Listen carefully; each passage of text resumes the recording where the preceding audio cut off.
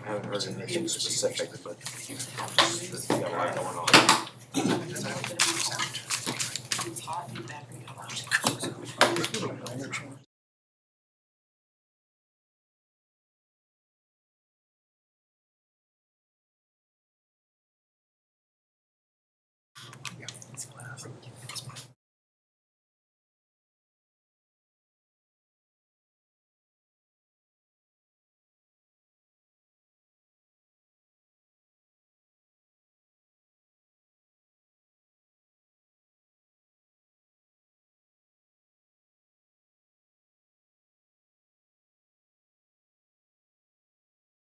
County School Board regular meeting to order.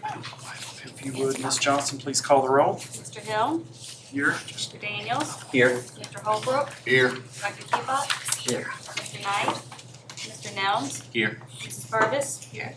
Mr. Chairman, you have a quorum. Thank you. And just, Mr. Knight had let me know that he may not be here tonight. Okay, do I have a motion to approve the agenda as presented? Mr. Chair, can I make a motion that we amend the agenda to remove policy JO from 4.04 policy updates so the IGA can review that further? So we have an amended agenda. Do we have a second? Second. So we have a motion by Mr. Daniels and a second by Mr. Nelms. Any discussion? All those in favor signify by saying aye. Aye. Any opposed? Amended agenda is approved. If you will, please join me in the Pledge of Allegiance. Pledge of allegiance to the flag of the United States of America and to the republic for which it stands, one nation, under God, indivisible, with liberty and justice for all.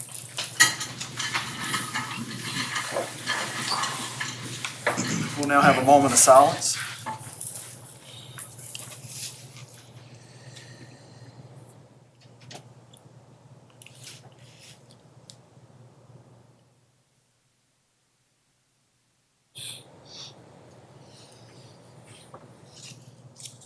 Thank you.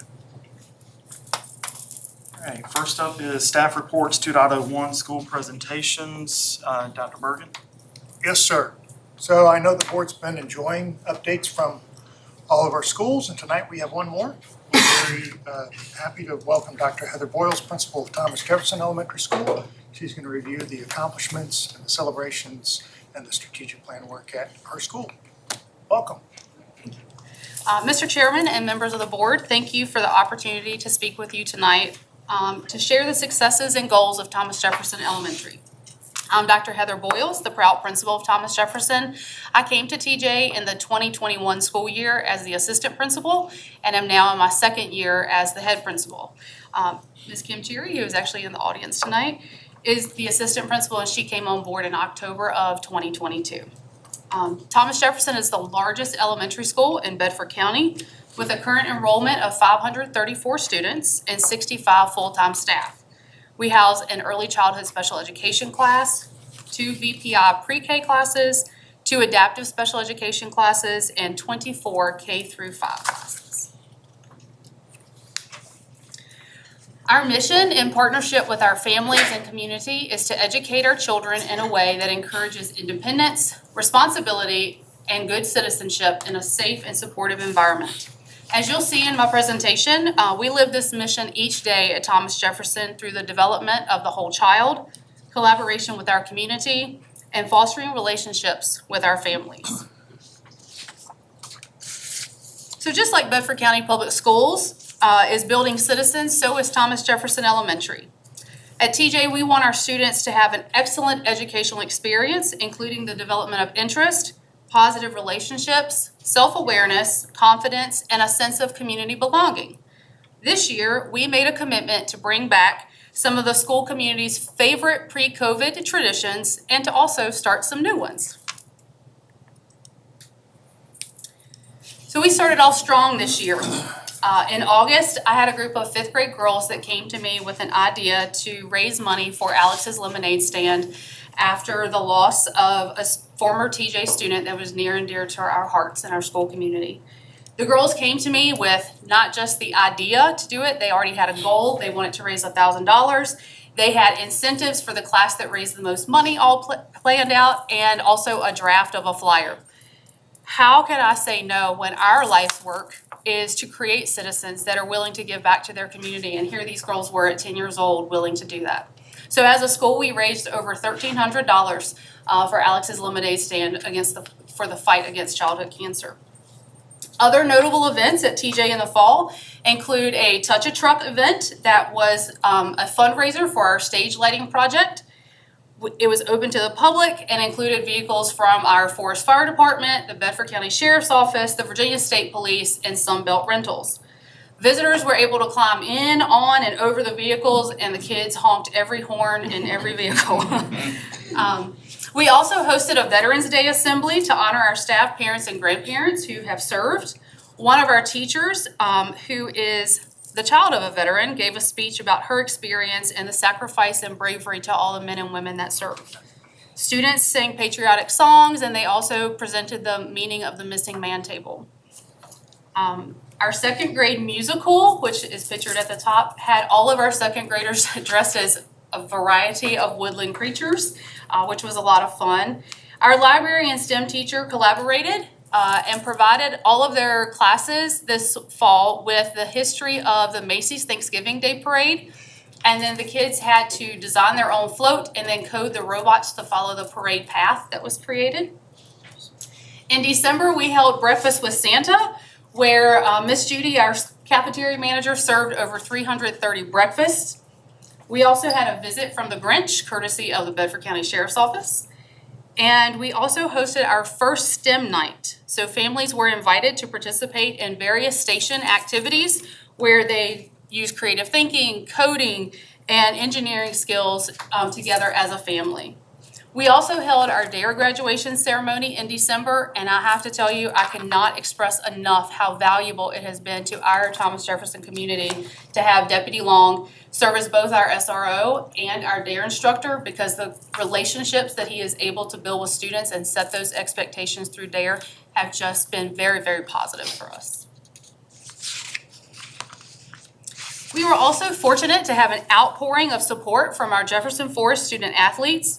We forged this relationship with our PTA, Mr. Wilson, the JF principal, and Mr. Sink, the JF athletic director, both of whom are TJ parents. What started out as the JF wrestling team showing up one Friday morning to welcome the kids, say hi, give them high fives, have a good day, turned into nearly every fall and winter sport showing up one Friday to do the same for our kids. And it brought so many smiles to all the kids' faces, the big kids and the little kids. Mr. Newman, the JF girls soccer coach, also came over and brought the team to our PE classes to host a soccer clinic. His hope is that he's going to inspire more girls to continue to participate in sports throughout high school. Additionally, these same student athletes volunteered at a lot of our school events, including our fall festival and our glow dance. And our hope is that this collaboration between our youngest people and our oldest young people in Bedford County inspires them to work hard, stay active, and also find the value in giving back to their community. So in the spring, Mr. Gillis, our music teacher, and our fourth graders put on a brilliant performance of Pirates the Musical. His work has led to some of our students finding their passion for theater, which is also growing and developing future FMS and JF theater students. In March, our students completed a month-long reading challenge to win a chance to pie the principals. Ms. Cherry and I each took about 30 pies. It felt like a lot more at the end of that day. We also celebrated the 100th day of school and had a couple little elderly guests that day. Pictured at the very top are our fifth graders, Cam Lesniak and Izzy Johnson, who were our spelling bee winner and runner-up for TJ. The Easter Bunny also came for a visit during lunch the week before spring break. And for Kindness Week, our students created high fives that were posted all around the school and, that focused on just bringing kindness to our school and, being there for each other. In addition to keeping our school safe, again, Deputy Long went on a reading tour and shared a book with several of our classes. And then just a few weeks ago, we brought back our portfolio night, which has been a long-standing tradition at TJ. Teachers had our students collect pieces of work across the curriculum throughout the year, and then that night, they invited their families in, and the students presented their own work to their parents so that they could see how much they had grown and developed throughout the year. And that night, we had over 50% of our families attend, which in competition with spring sports, I think was a pretty good attendance. In March, we also had the LU football team visit us. They welcomed students in the morning at car riders and buses, and then small groups of 2 to 3 players were assigned to each classroom where they would read to the class, work with 2 or 3 students on a small group task, or present to the class about what it's like to be a student athlete. They then assembled in the gym or in the cafeteria. We split the entire student body up, and they hosted a short Q&A session for the kids. And of course, they signed all the autographs because to the kids, they're celebrities. Teachers and students were very thrilled with the success of this event, and we are looking forward to forging more relationships with them. So new this year were our club days. They've been doing this at the secondary level for a while, but we wanted to bring it to TJ. So once per quarter, the entire school, pre-K through 5, all programs, all students, participated in our club days. So each teacher at the very beginning of the year had to choose a club that they wanted to sponsor, which was age appropriate, so we banded the kids. And then when the kids went that one Friday each quarter, it was just 30 minutes close to the end of the day. If you felt like that was safe. If it was a flop, then it wasn't that big. Which gave the kids an opportunity to interact with other kids who have the same interests as they do, to challenge their minds and bodies, and to have fun. As you can see from the photos, we had lots of different clubs, puzzles, yoga club, Lego club. We had a math club that did the 24 game. This is the time that we had our SCA gather and our yearbook club work together to collect pictures and work on ideas for our yearbook this year. Parent volunteers also came in to support our club days, and they would co-host a club with our teachers.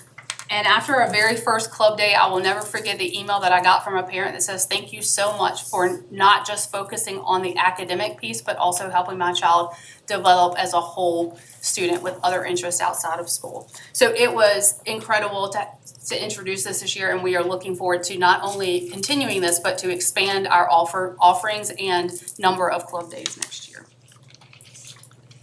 Thomas Jefferson is home to some of the most dedicated staff in Bedford County.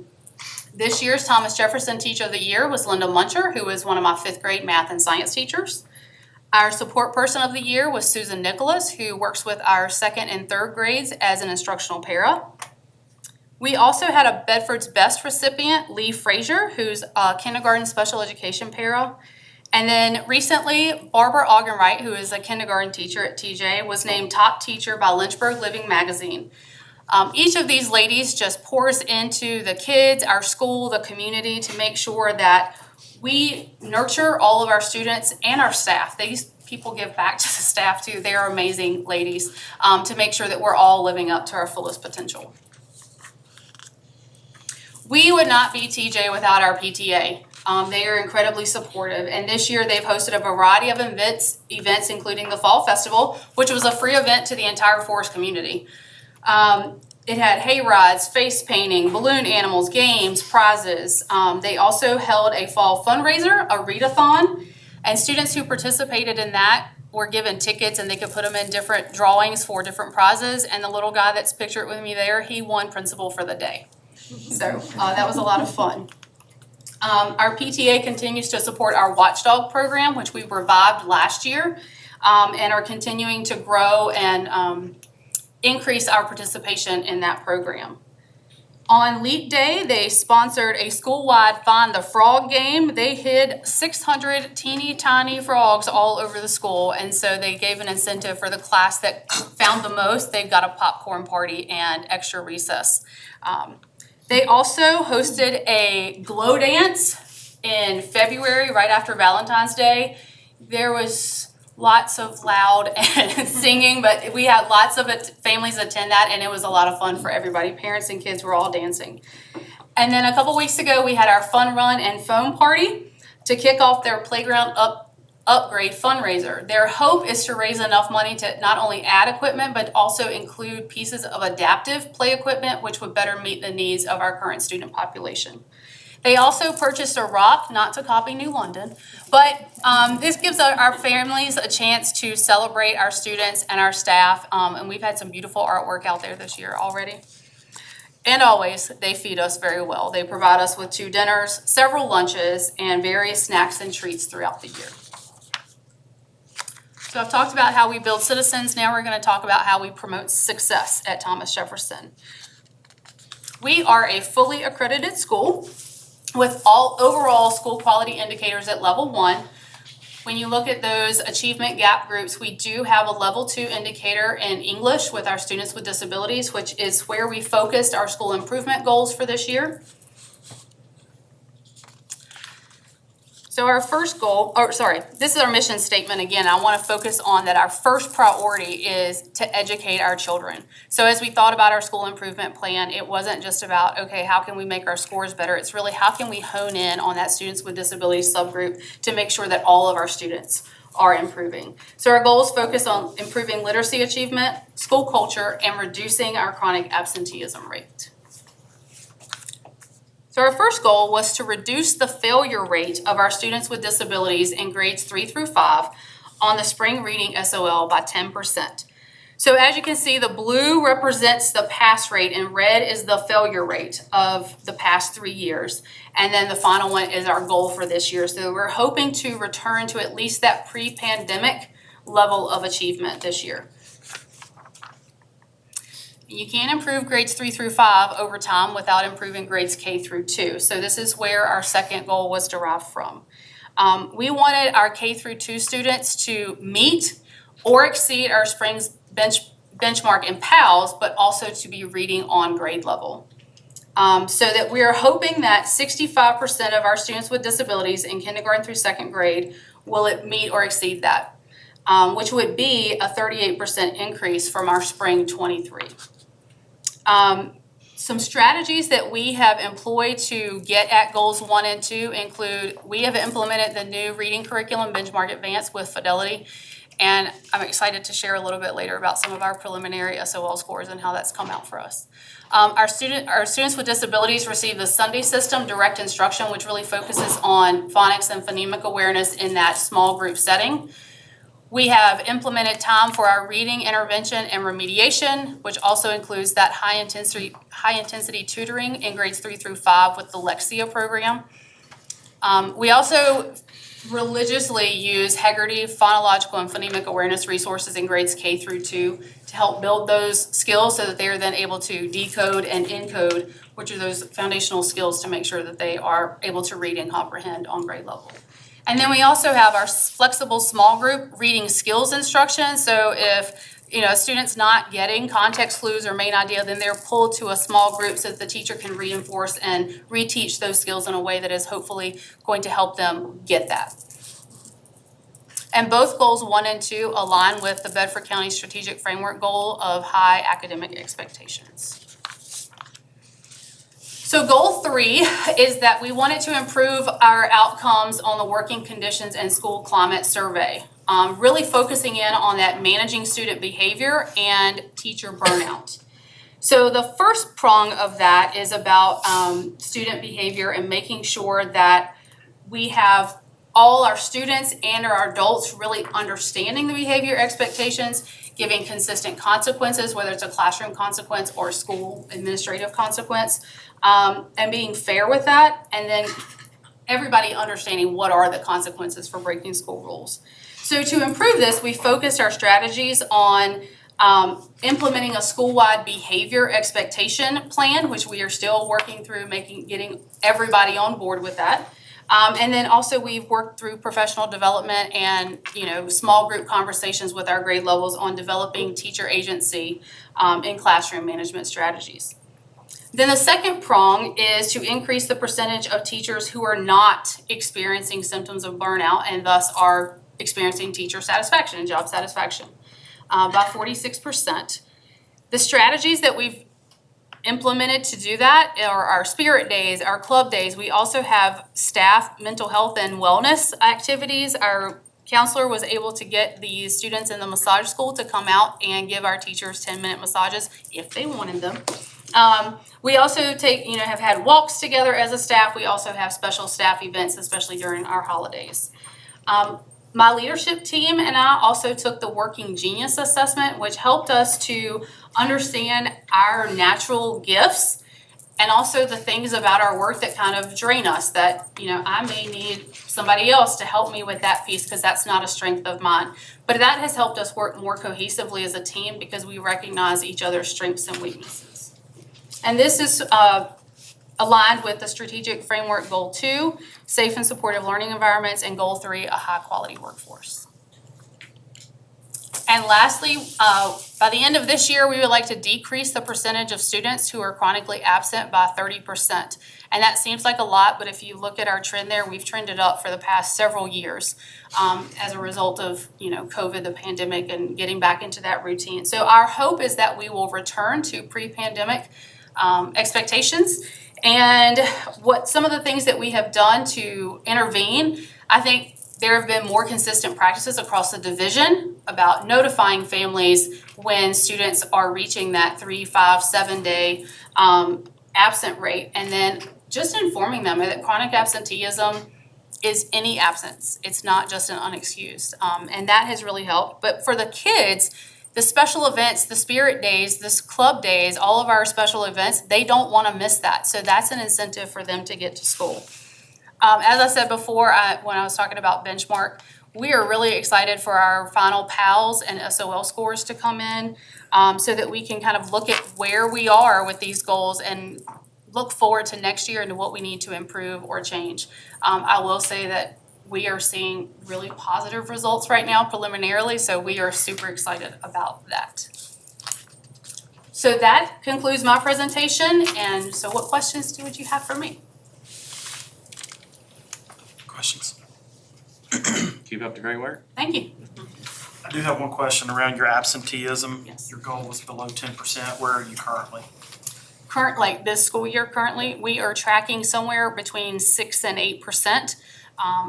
It just depends on when you pull the report and who is enrolled, and then we've had some disenroll. So we're tracking so that we are going to meet that goal, and we've been pushing since we ran the report last month. At the end of the month, we've sent out messages, called those parents who are on that cusp of if they miss 2 or 3 more days, they're going to be over that, and said, we know it's the end of the school year, but can you please make sure they get here so that we don't cross over that 10%.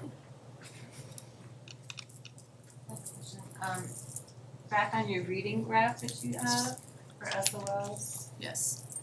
can you explain, because you said something about trying to get better than pre-pandemic, but 22 looked like it was a better year, so can you explain, was there testing difference or what happened there, do you know? So our goal is to reduce it by 10%, so we're hoping to at least get back to that pre-pandemic. If we exceed it, that's amazing, and but when you're looking at accreditation for the state, you either have to meet a certain benchmark or reduce your failure rate by 10%. So we weren't really sure if we would meet that high level benchmark compared to where we were last year, but we felt like that we could very easily, and it was an attainable goal and realistic for us to reduce that failure rate by 10%. Well, I'm looking at 22, it looks like you had a better year there than you had in 23, and then even better than your goal. Yes. So what my question again was, what happened that changed from 22 to 23? I think Made it worse instead of better. is what there's a lot of factors that go into, our students' performance on the SOLs. I can tell you that our current 5th grade cohort for 2 years, so 3rd grade and 4th grade, though it was like one of those cusp groups, like they had about 78 kids, and they had typically been split into 3 classes. This year as 5th graders, we split them into 4 classes, so that those cohorts of kids as they come through, if it's a heavier, group with students with disabilities, sometimes that can impact that. But this year, I shared a little bit about the benchmark. My 4th grade reading group, 100% pass rate students with disabilities, first try. Thank you. Any other questions? Dr. Raw, I just want to say, thank you. The events and just the other things that you have going on, the Veterans Day event, the DARE program, the JFF, that's really cool. The soccer clinic, Watchdog, there's just so much great stuff that you're doing. I would have perfect attendance if I was going to that school, I can tell you that, so. Well, thank you. It is very much a team effort. I have a very wonderful staff who a lot of my teachers have been there since Thomas Jefferson opened. And so, I'm kind of new on the block at TJ, so they're the ones who say, hey, we used to do this really great thing. We want to bring that back. And so we've really worked hard to bring some of those great things back and to start some new things. Yeah, and when there's always fun, exciting stuff happening, it makes it for a relax.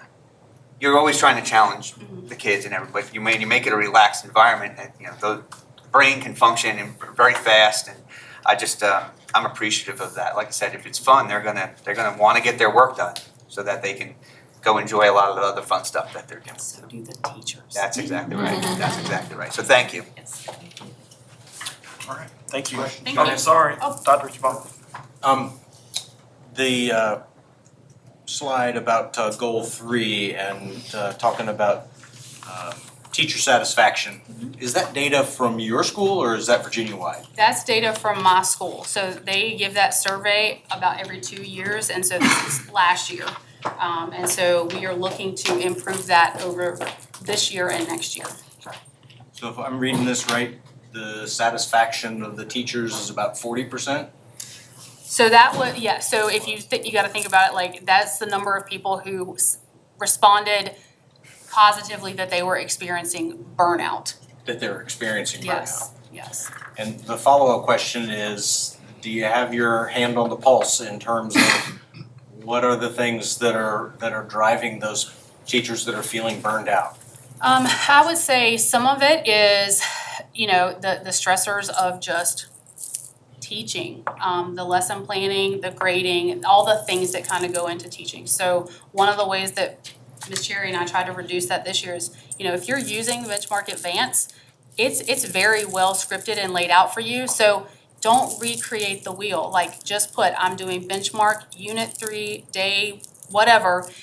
And I should be able to, I can pull up all the benchmark materials on my laptop when I go in for an observation. I can see exactly where they are, exactly what they're supposed to be doing.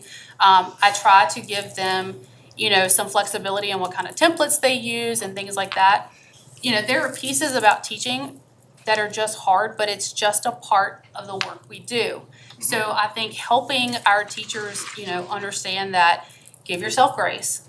It's okay. You don't have to be perfect every single day. Give it your best shot. And then doing those staff events and having the fun activities, it makes them feel good. One of my teachers, when I presented this to the leadership team, goes, wow, when you see it all together, we've done so much. It makes me want to stay here. Not that she's leaving, but it just makes you feel like I want to be a part of this team. So I think increasing those things too helps with the teacher burnout. I guess from our perspective as a board, I'm looking for what is there that we can change to drive your satisfaction rates up, because 40%, that's a lot of people. Well, that's also including slightly agree, that's all any kind of, yeah. So, if I just looked at the people who were incredibly experiencing a lot of burnout, it would have been a much higher teacher satisfaction percentage. But I wanted to be really honest about that and, make sure that I was digging in deep enough. From a board perspective, just keep supporting them. Keep rallying around them, telling them how much you appreciate them. I don't think that there's anything as a board to change that's going to decrease teacher burnout, other than continue to say, we've got your back and we appreciate you. Great, thank you. Anybody else? Pretty good. Thank you. All right, 2.02 budget update. Dr. Bergen? Yes, sir. The board members, we don't have a state budget yet, but the governor's called a special session that starts next week. So the legislature's back on Monday. They have some compromises they're trying to reach on, and we anticipate by next Wednesday we'll have a state budget. But you're aware, we've already, like every other school division, made a proposed budget based upon the information we had available to us at the time. I still feel very confident that the budget we built, we're going to have at least that level of funding from the state, because a lot of the money from the state was in a 3% step and COLA, and everyone's in agreement on that in Richmond. It's beyond that they're still debating. So Mr. Hagler's going to provide a repeat of some of the information from the budget that we've already adopted. It is a preliminary budget. Once we get actual budget numbers, we'll see what our funding looks like, and we'll bring the Budget and Finance Committee back together to see if there's additional funding, what priorities would the board like to target that money for. We also need to talk about issuing contracts, because we're coming towards the end of the school year, and our staff needs to know that we expect them to be back next year by extending those contracts. Mr. Hagler. Yes, a little bit of update. Dr. Bergen spoke to most of it. I will be at a conference next week, so hopefully with other finance directors and CFOs from all over the state. So hopefully we can celebrate on Wednesday if they've got a compromise, and we can all digest what they're going to be doing with that. If they do come up with a compromise and pass a budget, it'll take about a week and a half for me to get those support sheets from budget office at the state. So I've reached out to the committee members, the finance committee members, in anticipation of that, so we can schedule a committee meeting and come back and rebalance the budget that we can present hopefully to the full board in June. So anticipating that. As Dr. Bergen said, both the governor and the General Assembly agreed on the compensation for employees. With that, on average, not everybody gets the exact same amount. There's different amounts in the steps, and if you're at the top of the scale. But on average, employees could expect about a 3% increase in their compensation this year. I've worked with the HR department the last 3 or 4 days, going through all the data, making sure we did all the calculations correctly. We have the contracts pretty much ready to go. We anticipate to issue those next week. So the Board of Supervisors will be voting on their budget as we've presented. I think we presented them with a conservative budget. We're hoping for more money. But I think with what we can expect from the rhetoric we've heard from the state, that we have a good budget as it stands. Hopefully some more we can allocate to some other things. So with that, the HR staff and myself have been working on that. And it's our intent to go ahead and issue the contracts before we have a final state budget. There is language in the budget and in the contracts that says subject to appropriation. So if it's not appropriated by the state, they don't come to a compromise and they don't send us money, those contracts, they're null and void until that appropriation happens from the state. So there is protection there, just to let the board know that. Other counties and districts, Dr. Calvert's been talking to them. Some are they're issuing their contracts in the next week or two. And so we just want to be diligent on that so we can stay competitive and not leave people subject to where they can go to other divisions and try to get them locked down for next year. With that being said, that's about all I have right now until we get a final state budget, and then hopefully come back and have more money to allocate. Happy to answer any questions you might have. So I want to make sure I understand. We've given you an approval to move forward with the contracts. No more than what we've approved. Correct. And if it's different, we will review it in the finance Correct. meeting at the end of the month. We've got to choose one of 2 dates, and then we'll bring it back in June if there's an overage.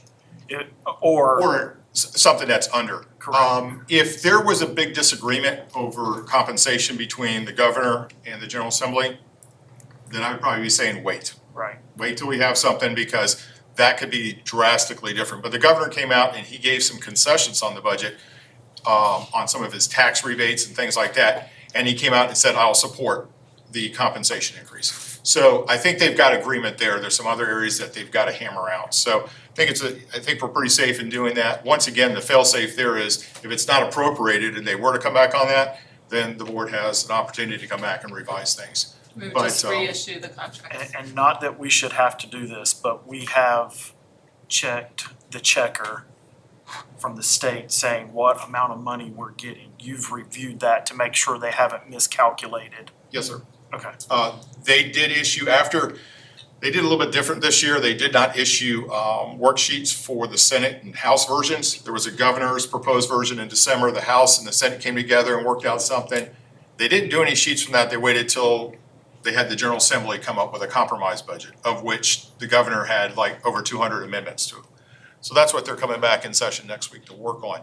I did have a support sheet on that the General Assembly passed. What we did as a board is I took that worksheet and backed down $1 million from that. Just saying, just in case, let's take $1 million out, let's not go ahead and say we're gonna spend it, so the two sides can compromise, and if they're somewhere in between, then we've got a pretty close budget to what we're expecting to get. Any questions for Mr. Aguilar? Okay, so if our employees are listening, probably by next Thursday, we'll hit the button and transmit 1,400 contracts or so electronically, and they'll start signing away, so, and get our employees kind of committed to next year. All right, 3.01, teacher presentation, Ms. Cindy Watson. You're welcome to come up. There's an open spot here. I'll sit.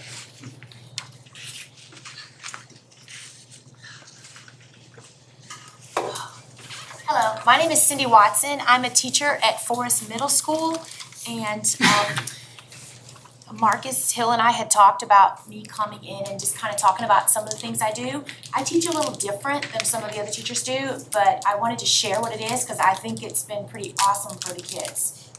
All right, so this is an example of what my Canvas dashboard looks like. Right now I have 3 preps. My first prep is CTE 8420, Tech of Robotic Design. This is a semester class with my students. I also teach an exploratory on the exploratory wheel for 6th grade. I was asked to do exploratory this year for the first time, and Kelly O'Neill said, could you please focus on science? Well, I'm a math and science trained teacher, so I'm like, yes. And I also did 15 years as a pharmaceutical rep, and I said, well, why don't we make it mock medical school? And it has just like blossomed since then. It's amazing how much these little 6th graders love it. And then my third one is I teach a math 6 section because I still have my sincere love for math. So for my, we're gonna focus first on my technology robotic design class. One of my side jobs is I worked for 9 years with NASA. I worked with the Virginia Space Grant Consortium, NASA group, and I've worked with the VAST program, which focuses on getting us to Mars. So my entire program with my technology robotic design revolves around space, and my big event with that is going to Mars. I focus on Mars. Steve Hammer kind of focuses on the moon, and Karen Quintana focuses on Earth. So we get everything covered. But so my Mars topography maps, I cross over with some of the 8th grade SOLs where they have to do topography, and my students create 28 by 72 inch topography maps of Mars. We focus on 21 major landmarks, and they have to do the research on those 21 major landmarks, and then they have to draw these topography maps because down the road they're going to be navigating a Lego Mindstorm robot on these maps. So the first mission that my students do is it's called Plant the American Flag. They have to build the robot, they have to create a capsule at the top, and then they have to carry their astronaut. And I found out that you can buy little mini astronauts that look like the old army men, the little 99-cent or $1.25 store now, the little astronauts. And they have to create that capsule because we have to protect them from radiation, we have to protect them from lack of oxygen, we have to protect them from temperature and different factors that are going to be issues that we're going to have to go to Mars. And they're going to have to navigate from the base. They have to go around Hellas Basin. Hellas Basin is the big problem because it's 5 miles deep, and if their robot touches Hellas Basin, everybody's dead. So can't do that. So they navigate to Olympus Mons, which is the highest point, which they learn that when they do their topography 21 landmark research.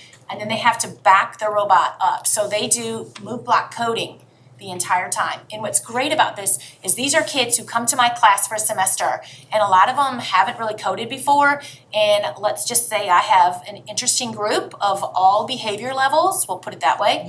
But once you put something in their hands that's not a computer, that's not a pencil, it's not a notebook, it is unbelievable what these kids can do. Some of my most successful kids are some of the kids who spend more time in ISS and lunch detention and in trouble than any of the other ones.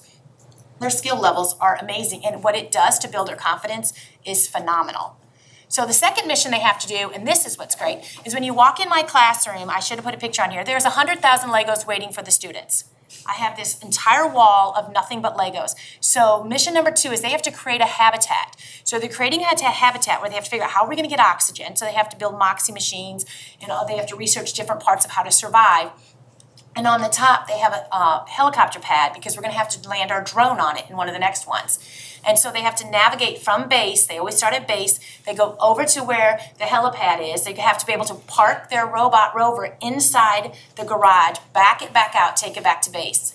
And so getting them to build with the Legos, this is an example of one from a couple semesters ago, it's phenomenal. The creativity is through the roof and the kids love it. Like, they talked about, or Dr. Bowles talked about having Legos for the elementary kids. They love it as much as they do in middle school. And I'm pretty sure they still like them in high school. And I think I may have caught my husband a couple times playing Legos with my son. So adults like them too. Third one is navigating and landing drones. This is where I sort of introduce the drone program to the students. And this is just with little HS-210 drones. These are $35 drones. And what they do is they have to start at base, they have to follow a particular route on their topography map of Mars, park their robot, and on top of their robot, they built a carrier platform to put their drone. They have to fly the drone, land it on the helicopter pad, fly it back, land it back on their robot, and then take the robot back to base. And so there's a lot of moving parts on that, and the kids, they love it, absolutely love it. The batteries on these little HS-210 drones only last for about 5 minutes, which is kind of a good thing. But I have an entire wall that all we do is keep charging all of our robots and our drones. So I had the amazing opportunity last summer to participate in a CTE accelerator program. And they were looking for middle school CTE teachers, and it was 2 weeks that I spent at ODU learning all different ways of bringing space to the middle school classroom. Was phenomenal.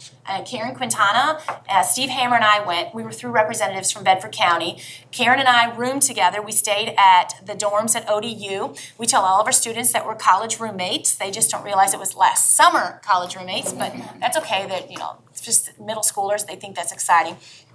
But what I love about this is it took my program of doing topography maps of Mars and navigating on Mars and say, let's delve into it a little bit deeper, and gave me all these great ideas. So one of the first things the kids do is the Lunar Thermos Lab, because they realize how cold it is on Mars and how are we going to be able to protect our astronauts and protect everything. So they do these different projects. And one of the first ones they do is with the Lunar Thermos Lab, where I get ice cold water from the cafeteria. They have to maintain for 15 minutes the temperature of that water, and it cannot vary any more than 5 degrees. And I give them a variety of different materials to build their lunar thermos, but they can only use one of each of the different materials. They have to do, some math teacher and me, they have to create spreadsheets. They have to do them median, mean, mode. So they're doing all of the measures of center. I just have all of this math thrown in there with them. They have to graph it. They have to do independent variables, dependent variables. I just cross-curriculum the fire out of it, and they're just not even realizing at first. They're like, wait a minute, we just did this in another class. I'm like, I know, guys, it's all one thing. Second one is Caliber Precision Lab. Oh, again, put something in these kids' hands that's not a pencil, that's not a computer, not a notebook, and they go crazy. So these are digital caliper labs. I'm fortunate that my little brother is a mechanical engineer and has a CNC machine at his house. So I just have to pick up the phone and say, little brother Randy, I need some help here. And so he created for me 18 different letter H's. And on these letter H's, there's 12 or 13 different measurements that they can get off of that letter H. And each of those 18 different H's are totally different measurements. So they have to carefully, to 3 decimal points, figure out what those measurements are. And then they have to graph it. And then we do comparisons and do an analysis to see how close they are. And the reason why this is important is because when they're navigating on the Mars topography, sometimes that little bit of a difference changes how they have to code. So it teaches them the importance of the precision. Next one is Vacuum and Space Lab. This one was pretty fun. I learned that you have to make sure you have smaller marshmallows. So the kids put marshmallows in a syringe, and they have to pull back the syringe, holding the end and not holding the end, and they learn what happens with vacuum in space. I did learn that you actually can have a plastic syringe explode, broke into a bunch of pieces, and I'm like, okay, this is great. Didn't know that could happen, but we did learn that. But the kids, again, it's bringing this space into the classroom for the kids. This one is awesome. It's my Gravity Limitations by Planet Lab. As everyone knows, at Forest Middle School, we have a wonderful, wonderful courtyard area. And I like to get the kids out there as much as I can. Plus, my classroom's on the second floor, so we have to be really careful about how loud we are, because the downstairs classrooms don't appreciate it if I get a little too crazy upstairs with my kids. So Gravitation Limitations by Planet Lab, and I put Planet in parentheses because I had a student this semester who was very upset with me that I did not include Pluto.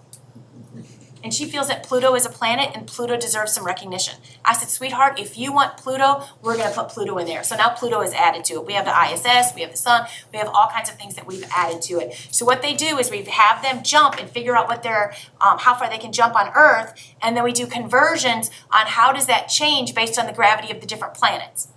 And so this is an example of where we go outside with a 33-foot tape measure, and they have started the starting point, and they have to show me on that tape measure what the difference is. At one point, when they're jumping, the kids are like, Mrs. Watson, if I could jump on the moon, what I could do on Earth, I might be in the NFL. And I'm like, you would be in the NFL if you could move that or jump that far, but it's not a reality.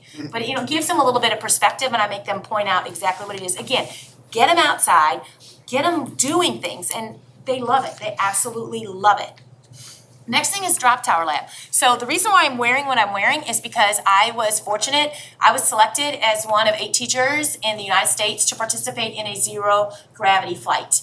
And so to get my students ready for that, one of the first things we want to do is talk about microgravity and how are things affected by microgravity. So the first lab that I have my students do is called the Drop Tower Lab. This is an example of my students who are in the front foyer right inside of Forest Middle School up on the balcony. So we have our tape measure there. It's 18 feet from the top of that railing down to the bottom.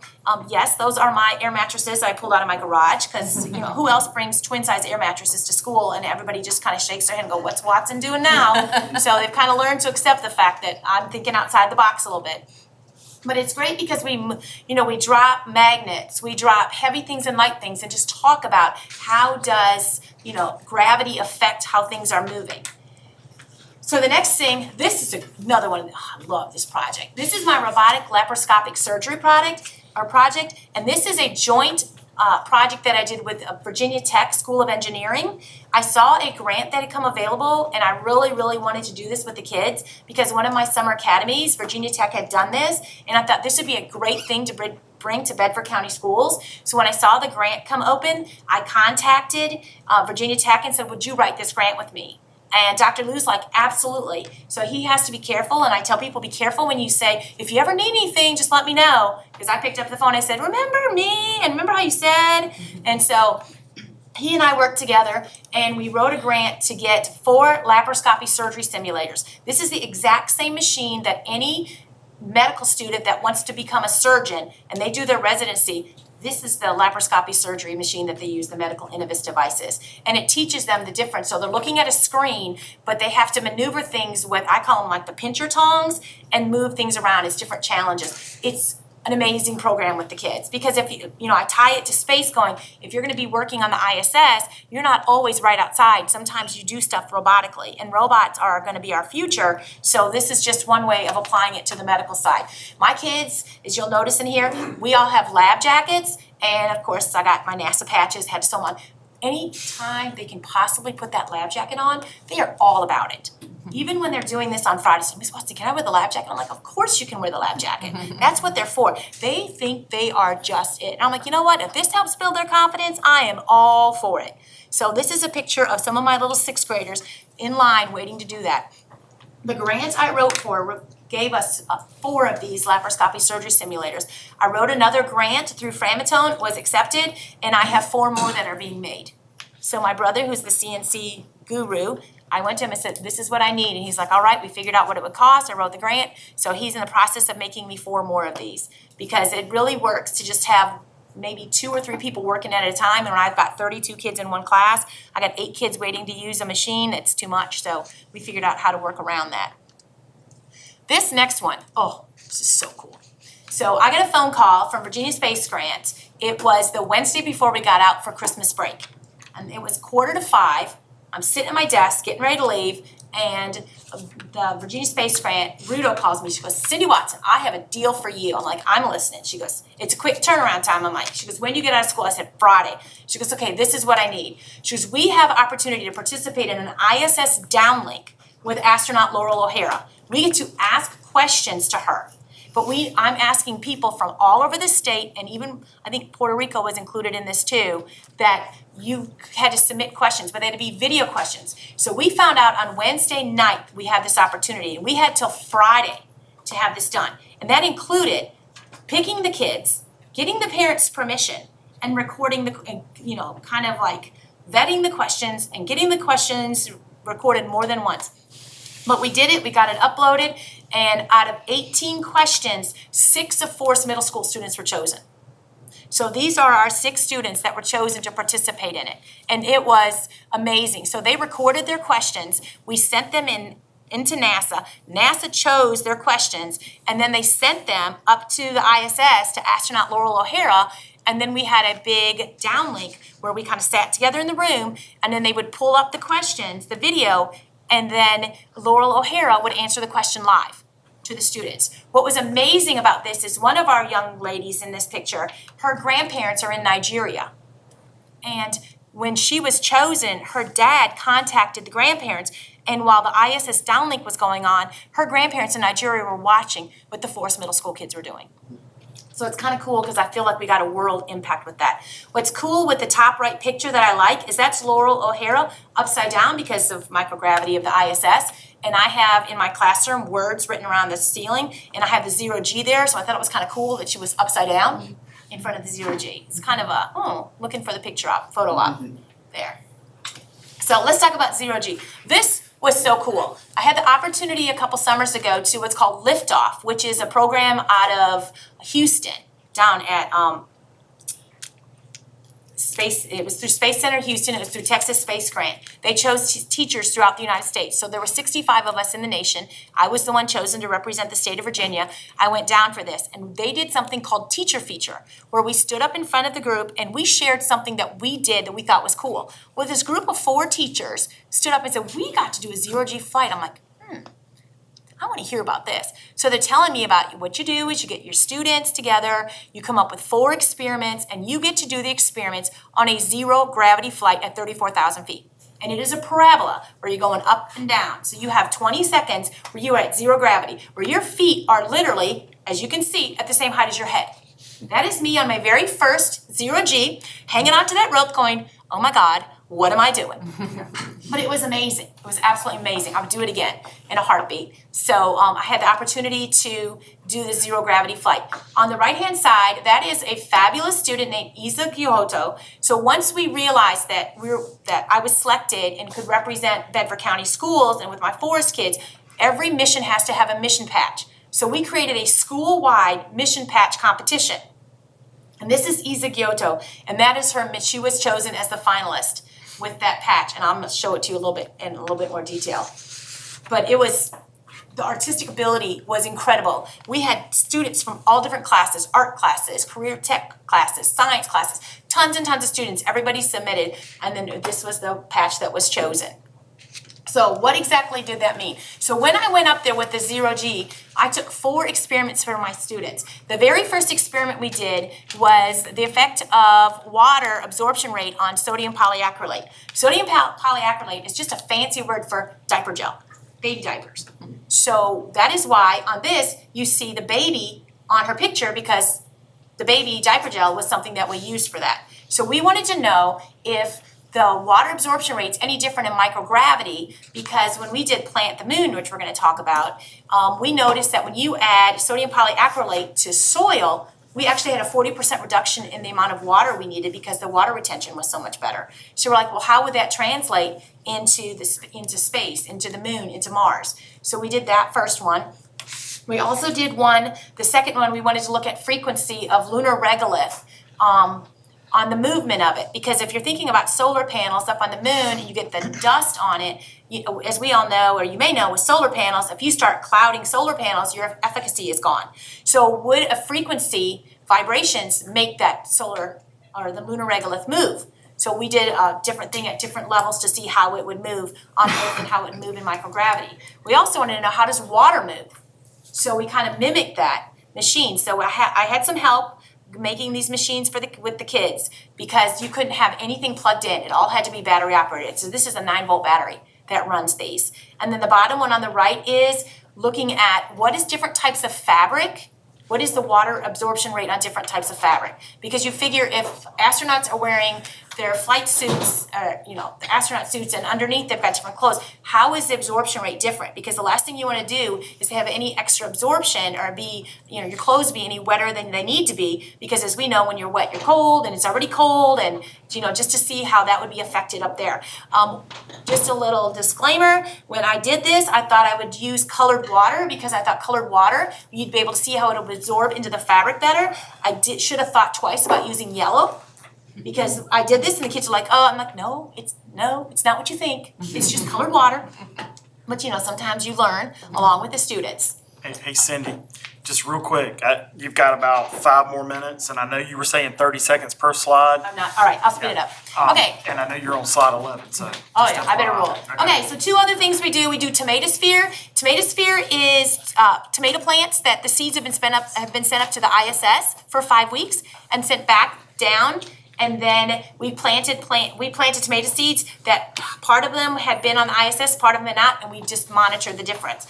Next one is Plant the Moon Challenge, where we literally did a grant where we were sent Moon Regulus Simulant, did a growth competition. I can say we've done it for 3 years. We've been an international champion and a state champion over the last 2 years. So, mission patch analysis. This is another wonderful cross-curriculum project that we can do, and it just ties into the different mission patches, and you analyze what they do. Tying auto enhancements to space exploration. One thing I try to do in my classes is bring in speakers. Either I'm bringing them in on a Zoom call or I'm bringing them in person. And this is interesting because with all of the changes in cars, and I put the Cybertruck there because apparently Cybertrucks are now seen in Lynchburg. So just kind of talk about what's going on with all of that. Another great thing we did, we had an opportunity for those of you who are a little bit older may understand this. My students didn't and their parents didn't. I said, ask your grandparents. We had a live Zoom call with Fred Hayes from Apollo 13, where our kids got to ask live questions to him and live answers. And I said, he's like everybody's grandpa. He's the nicest man in the world.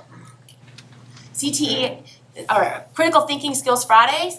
The last 10 minutes of my class on Fridays, I have my kids just put the books down, and they don't do anything and we just do thinking skills on thinking outside the box. How are we doing tangrams? How are we doing tower of noise? How are they doing canoodles? Just to get their brain to think a little bit differently.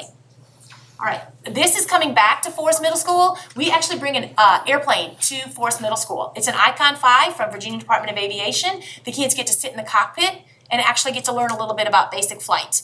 It's a wonderful program. Drones, we bring in speakers for drones, and this is just some examples where we brought in some different speakers. At the bottom left is when I had the opportunity to go to Houston. This is an MQ-9 Reaper, which is a 66-foot wingspan of a drone, an unmanned aircraft. And then we also tied in of what's going on in how the forest fires in Virginia history, how they use drones for that. My second class I have is my medical school class. The first thing we do is genotyping, phenotyping. Kids learn about the chromosomes, and we drop chromosomes and combine characteristics to create cute baby faces, and we do 21 different characteristics. We also do Doctor for a Day, where the students become doctors, and we go through a patient profile and figure out what is wrong with the patient and why the first guess was wrong and why we have to just keep more investigating. This is a huge hit. This is physical exam parameters. Our students practice looking at otoscopes, using stethoscopes, using blood pressure cuffs, using the Snellen eye chart, using pulse oxes, using reflex hammers, using spirometers. So this just lets them kind of be the doctor for the day, which ties right into medical school. One of the projects they also do, and mine are working on right now, are body system mapping. We split them into groups, and they have to take the 28 by 72 piece of paper. I trace the smallest kid in the class, and they have to draw out what the different body systems are. And then we pretend it's grand rounds, and they have to present to the entire class something about that body system. This is a huge hit at our school. This is Dr. Norman. He is our grand person at mock medical school graduation, and he presents each of the students an honorary Doctor of Medicine degree from Forest Middle School. And they get a big kick out of that. Drone competition team, I'm sure you're probably aware, Forest Middle School has 8 drone competition teams. 2 of our teams placed top at NASA Langley, and we are headed to the national championship in Chattanooga next week. So we're gonna be taking kids. The top right picture, the reason I put that on there is we did a showcase event, and we brought in over 200 family members to see what the drone teams are about, and that is Holden Campbell teaching his Grandma Sue how to fly a drone. So we said drone flying is for all ages, and these are just pictures from the competition. We are gonna do our second annual Robotics and Drone Academy. Last year, we had 128 students from 18 different elementary and middle schools from the area. This year, we have 116 kids signed up and pretty much the same number, so we open it up to everyone. It's a 4-day academy where we're gonna fly drones, we're gonna program robots, we're gonna launch rockets, we're gonna get them certified for FAA for drones. It's a STEM, great start with the STEM. One reason I get to do a lot of this is because for 9 years, I've been a master teacher part-time with Virginia Space Grant Consortium, and they have been very great on providing opportunities that I've been able to tie into for our school. So these are some of the different programs. These are all free programs that are offered to our students from 9th grade through high school. And some of them are dual enrollment. It's a grant that covers the cost of everything. One thing I also believe in is I think you should share your voice. I think that we need to let other teachers know what we're doing. I can come up with great ideas, but I need to mimic something someone else has done. So what I do is I try to get out to different places and share what I do, because I think when teachers share ideas, everybody can come out a winner from that. So these are just some different ideas. The bottom one is the SEEK conference. That's the biggest space exploration educators conference in the nation. It's down at Houston. I had the opportunity to be on a panel presentation where I was at the IMAX Theater, and I have 5-story screen behind me with all of these slides, which was pretty cool. I always say find your tribe. There are lots of teachers everywhere that love to do what I do, and even in your school, in your district, in your state, throughout the nation. And these are just some pictures of some different groups of teachers that I'm working with here. And so how do I do this? This isn't cheap, but there's support up there. This is a list of 54 different organizations that have helped me fund what I do for my class. And it's amazing when you write grants and you tell them what you want to do, that the support is there. So I just wanted to kind of share how widespread this is. It's local, it's statewide, it's national, it's all here. So what do I want to do next? I want to repeat everything I did this year, pretty much. I want to add some more speakers to it, but I also want to try to start a National Junior Honor Society. You know, when Dr. Boyles was talking about, we're building citizens, I think that we have some wonderful leaders in the communities, and I think we need to continue to build that. So I think that's something that I'd really like to try to start. These are just an example of some more labs that I would like to do. I've got the ideas on doing it, and I just need the time to do that. So I just want to say thank you. Sorry, Marcus Hill told me I had 15 minutes. I'm like, I'm a middle child of 5. I can talk fast, but apparently I don't talk that fast. She does talk fast. I do. I tried. I'm sorry. No, thank you very much for doing that. You had a presentation for Yes. you all quickly. Yep. So, I'm sorry. One of the things that we did when I went on the zero gravity flight is we wanted to represent where we're from. So I had a forest banner made with Bedford County Public Schools, and I flew this on the zero gravity flight, and I wanted to present this to the school board and to the executive staff. And also, I brought back for everybody, or had made, I've got stickers of the patches that were done for the teachers that flew, patches for the that my Isigyoto made that represented our Bedford County schools. And then I also have for you in the bag a duck, because whenever you fly the zero-G flight, it's called the Lucky Duck, because they have a duck that sits on the cockpit, and as it goes through the parabolas, they follow the movement of the duck, and when the duck hits a certain point, they know they gotta pull out of the parabola and go back up and down. So I got every one of you a duck that I flew on the gravity flight also. Thank you. Thank you.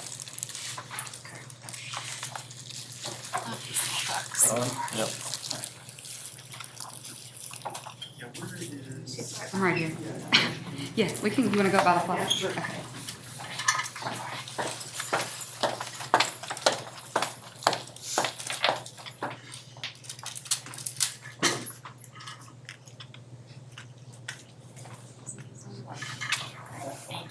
Thank you. Appreciate it. Thank you.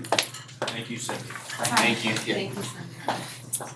We need more teachers like you, we need clothing. Yeah, so that started off something that we would like to continue to do. So we've got hundreds of teachers that have that same passion. And so if you're out there and you want to come share the amazing things that you're doing in your classroom here in Bedford County, please reach out to me. It's marcus.hill@bedford.k12.va.us. And we're going to set those up and let me know how we can get you in here to share what amazing things you're doing in your classroom. So really appreciate that. All right, I'll turn it over. Yep.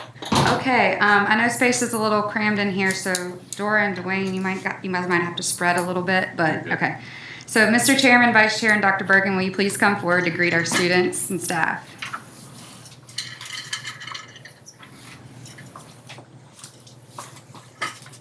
Early childhood education and Teacher for Tomorrow students are rising to the educational challenge in a thrilling competition that showcases innovation, dedication, and a passion for teaching. From lesson plans, administrative careers, and creative classroom strategies, these future educators were vying for top honors in the most recent Educators Rising state competition. These young men and women here tonight have shown they are a new generation of exceptional future leaders. Please hold your applause until all the students are up front. But first we have James Broad. He was first place in STEM lesson and planning and delivery.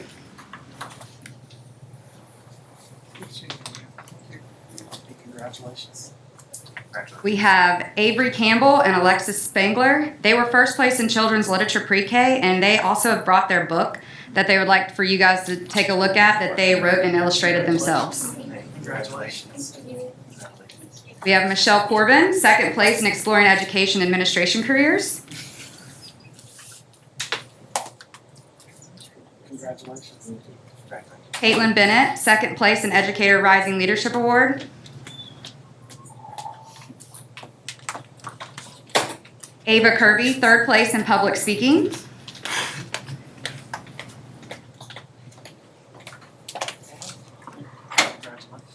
And we have Miss Allison Burns.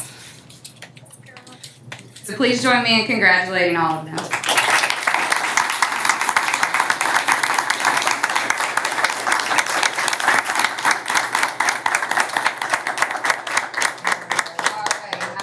Can you guys come this way just a smidge? We might have to fill some in the front here a little bit. You guys, the two students, you want to come in the front and then, yeah, that'll work. All right, it's 3, 2, 1. Put one more in. Zoom out a little bit. Make sure I don't crop anything. All right. Thank you, guys. Congratulations.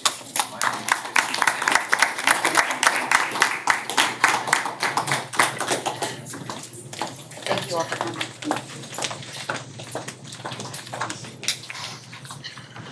And Allison, I'll email you those pictures and you can send it to your families. You're welcome.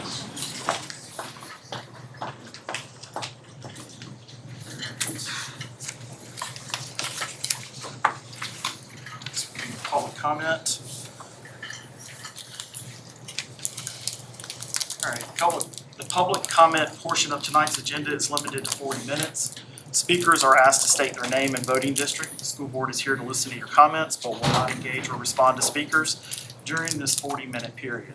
Please remember that this is a public meeting and that we expect all speakers to refrain from any foul, profane, abusive, or hateful language during their comments or any time while in attendance during this meeting. We also ask that speakers keep their remarks objective and about the school in nature. Please keep all comments limited to matters related to the public schools, and any comments that are harassing or amount to a personal attack against any identifiable individual, whether board member or staff or student, or having the potential to cause unnecessary delay or disruption to this meeting are prohibited. This is a public meeting for public matters. If a speaker is not present when their name is called, we will proceed with the next name on the list. An individual who is not signed up to speak may not substitute for that time slot. Individuals will have 4 minutes to address the board.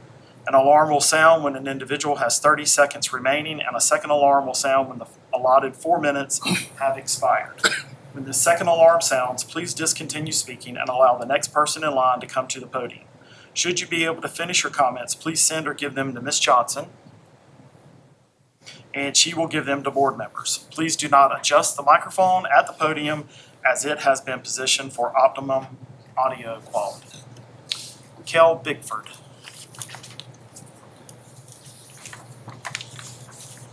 Kel Bickford. Cindy Younghouse.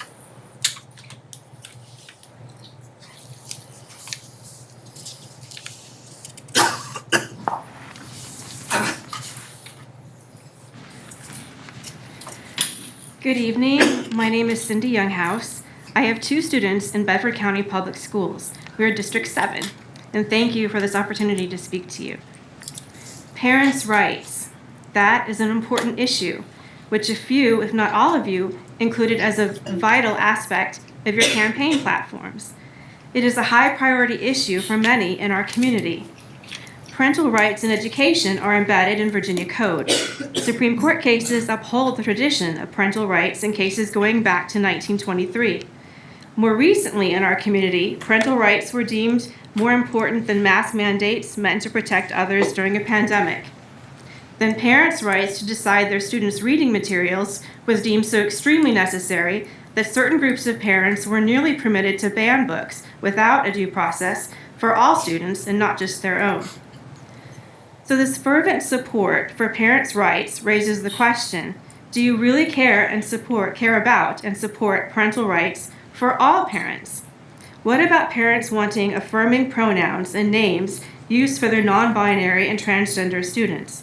Respectfully addressing others in their preferred manner is completely consistent with your Christian values and hardly against any law of the land.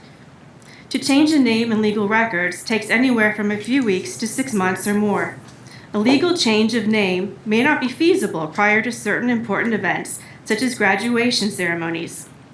I urge consistency in parental rights by granting parents in Bedford County Public Schools the right to stipulate by which names and pronouns their students need to be addressed, especially at commencement.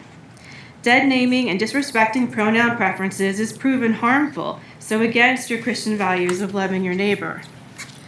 You ran for election on and esteem parents' rights. Let's please apply that care and respect to all parents. And I do realize that the official word is that only the Power School name is called at graduation and that there have been no exceptions made, but that isn't true because there have been in 2019, 2022, and 2023. There have been exceptions made. So thank you for your time. Allison Johnson. Hello, can everybody hear me? Cool. So I wanted to share about an issue that I see pretty prevalently in the public schools, and that comes from my own experience. And so I'm going to share a little bit of my story with you that pertains to the problem. So I was born in a Christian home and I was raised in the church. When I was at a young age, I began being sexually abused. And it was so traumatic that I didn't really remember what had happened until I was 13. And when I was 13, instead of clinging to Christ, I began to look onto the internet and other influences to find comfort and find identity. And so I began accessing things on the internet, which I see so prevalently in youth today, sites such as Wattpad and YouTube that really glorified homosexual and transgenderism and the LGBTQ plus community. So by the time I was 13, I was cutting myself, I was bulimic, I was in a homosexual relationship and confused about who I was. I had completely walked away from the Lord and my life was just a mess. I was in 9th grade, I was at Rustburg High School and I was allowed to practice tarot. I went by the name that I had chosen, the pronouns that I had chosen, and it had proven to be much more harmful than beneficial. My mom knew that I needed help, so she could see all of the influence that I was getting. A lot of it was from YouTube and just things that are accessible in school as well as at home. And she ended up sending me to a residential program because at this point I was very suicidal and very unhappy with the identity that I was pursuing. And so I went to a program called Eastern Appalachian Teen Challenge, and it was a residential program and it was Christian. And at first I didn't want to go because I was like, well, like they're gonna dead name me, and I'm not gonna be able to continue these things that I'm doing, these addictions that I had fallen into. And I was met with love. I wasn't met with judgment. I was called by my birth name, which ended up being very helpful to me in regaining who God had made me to be, which is a woman. And so I had begun going through this process of rededicating my life to Christ, and that was ultimately what had set me free, what had shown me my identity that I had joy and fulfillment in, and still do to this day, because it was found in Jesus Christ. So I want to just encourage you, if you do not have a relationship with Christ, it's really the best thing, and it's the most important choice of your life. Pertaining to the public schools, this was something that was not glorified or very encouraged in public school. And in fact, more damage was encouraged by just things that were immoral that I was allowed to do in school. So yeah, that's what I wanted to share with you guys, and I hope that you will take into consideration from a personal experience in the public schools of how damaging it can be to push immoral agendas and just things that could harm a student more so than benefit them, even though it may look better. So yes, thank you for your time. Art Lipscomb.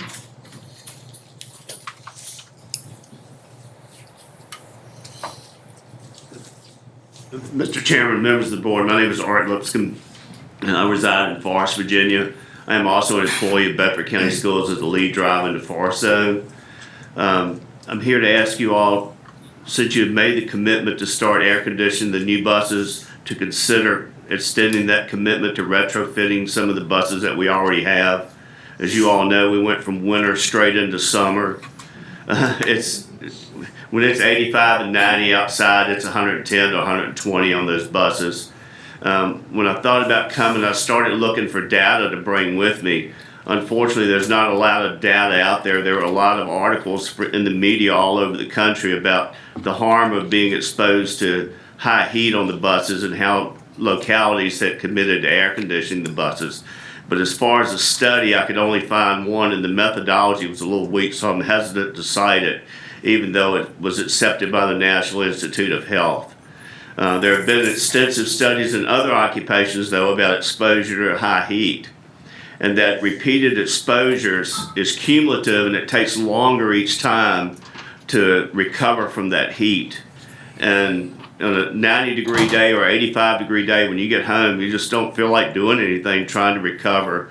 And for the safety and the benefit of your aging driver pool, I would hope that you all would maybe commit to retrofitting some of the buses that we have, not all of them, but maybe go back 5 or 6 years, because there's no use in going back 10 years on a bus that's only good for 15.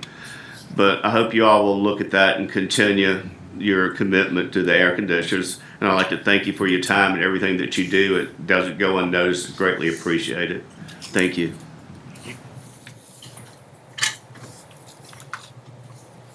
That is the last person who was signed up. Do we have anyone else who would like to speak?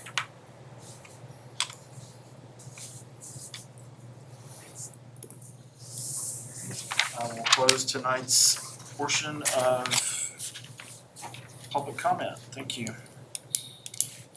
All right, so we will go back to 3.02 Cybersecurity, Captain Anders.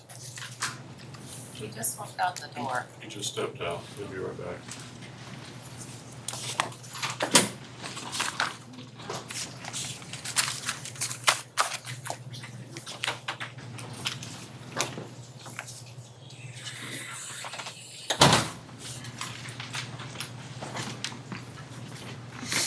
Good evening. How's everybody? Is this still, sorry, I had to step out for a second. Is this still part of the public comment section, or? Okay, so I have a little bit more than 4 minutes. Awesome. Thank y'all for inviting me this evening. Member Purvis for asking me to come and speak a little bit about internet safety and security. My name is Steve Anders. I'm a captain with the Bedford County Sheriff's Office, and I've been assigned to the Internet Crimes Against Children Task Force since 2006, currently serving as the commander over 178 agencies with over 330 investigators, forensic examiners, and support staff that are investigating crimes against children that involve technology. And this is a problem all over the state, all over the country, all over the world. We work cases right here in Bedford County that end up having international reach. And what you see in the news and in the big cities is happening to students here in our school system, in our community.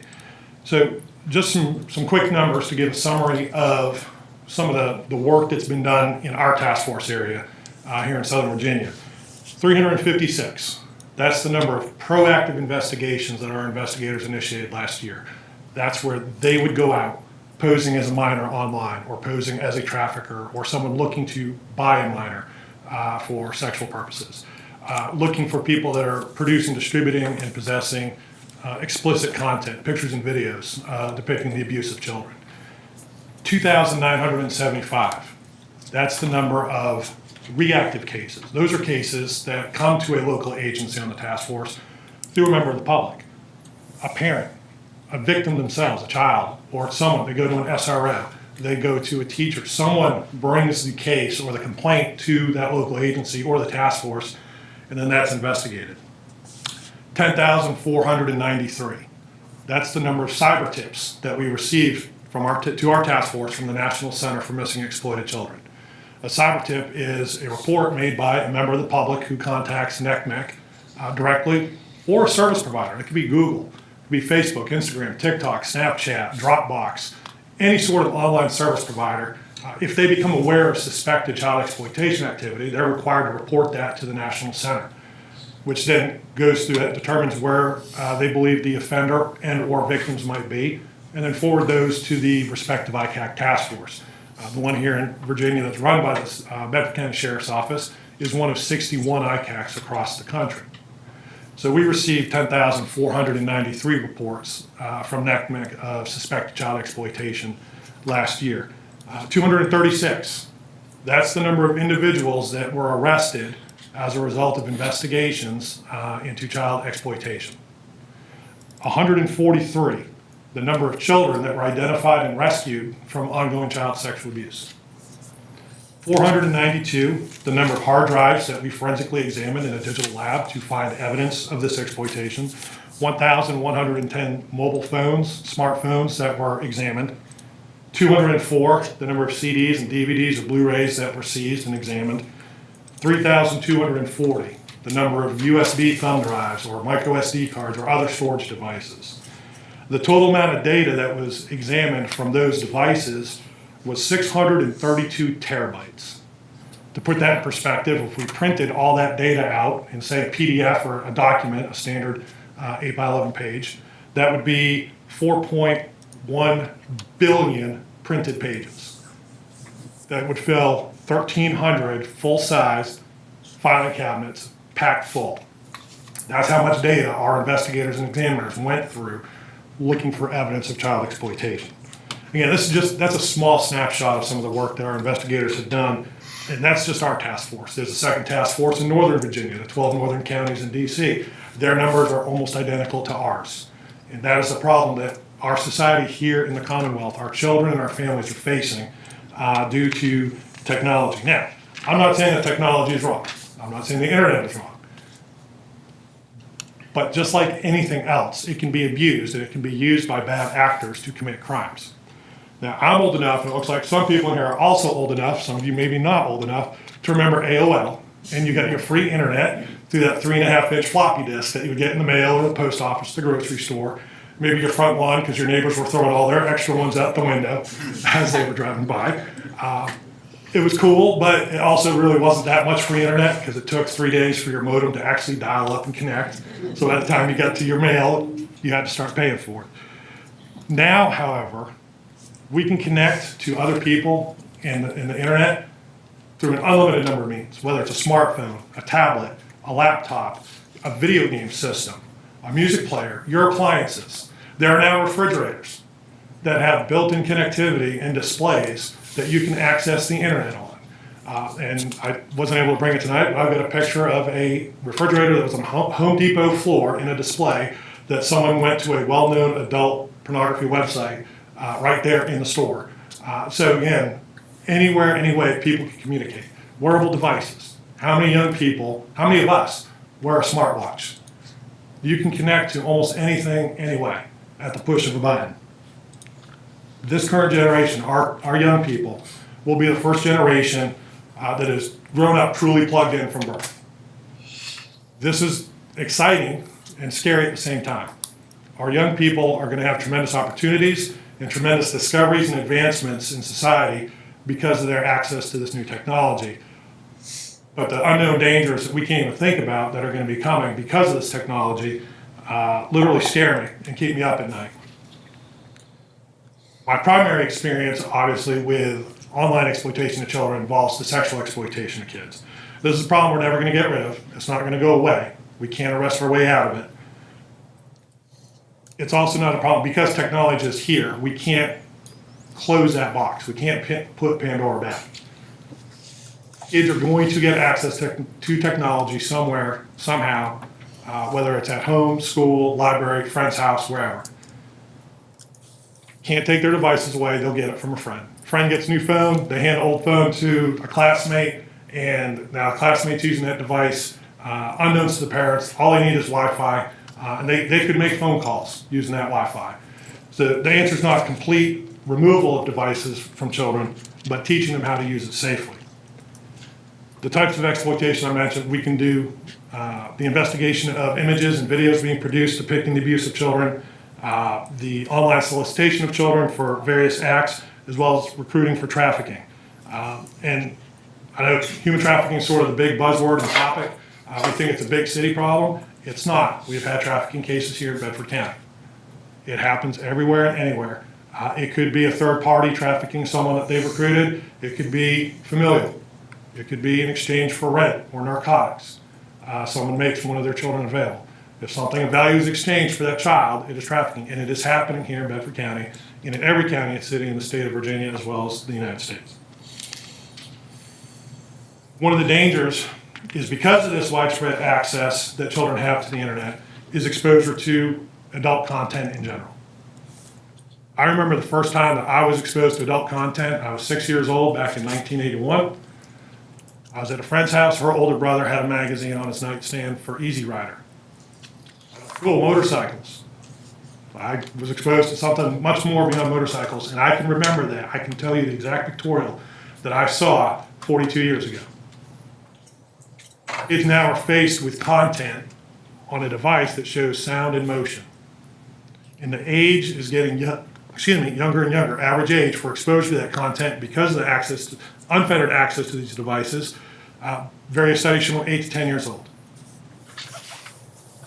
When we talk to parents, we ask them, how many of you have had discussions with your 8-year-old about content like that they may be exposed to online? It's an unfortunate fact, but we as parents, and I have 4 children of my own, we need to talk with our kids as young as possible at age-appropriate levels about things they may be exposed to. You may control what they see at home, but you can't control what their friends see or do. And one of my children was exposed through a friend at a friend's house, unbeknownst to us. And that's a struggle that we've walked beside him with because of what he was exposed to. What makes this even more dangerous, there are numerous studies that have shown the dangers of pornography in general. One from 2010, put out by researchers by the name of Wasnitzer, Scherer, Sun, and Lieberman. They randomly selected 50 popular adult-selling legal DVDs in 2010. They found that 90% of the content in those videos depicted violence and aggression towards one of the people in that content. A follow-up study in 2020 by Fritz, Malik, Paul, and Zhao found that in adult content, 90% of the targets of that aggressive behavior were female, and 76% of the perpetrators were male. So if our young people are being exposed to this content and parents are not aware that they might be exposed at such a young age, how many years of exposure before parents start having the talk with their children are kids learning and being subconsciously programmed that this type of behavior is normal, healthy activity in a relationship? And then in society, we start to wonder why we have such a high rate of abuse in intimate relationships. Our young men are learning it's okay to be violent and aggressive. Our young ladies are learning to be victims because it's normalizing that activity and that behavior. In addition, early exposure lowers inhibitions.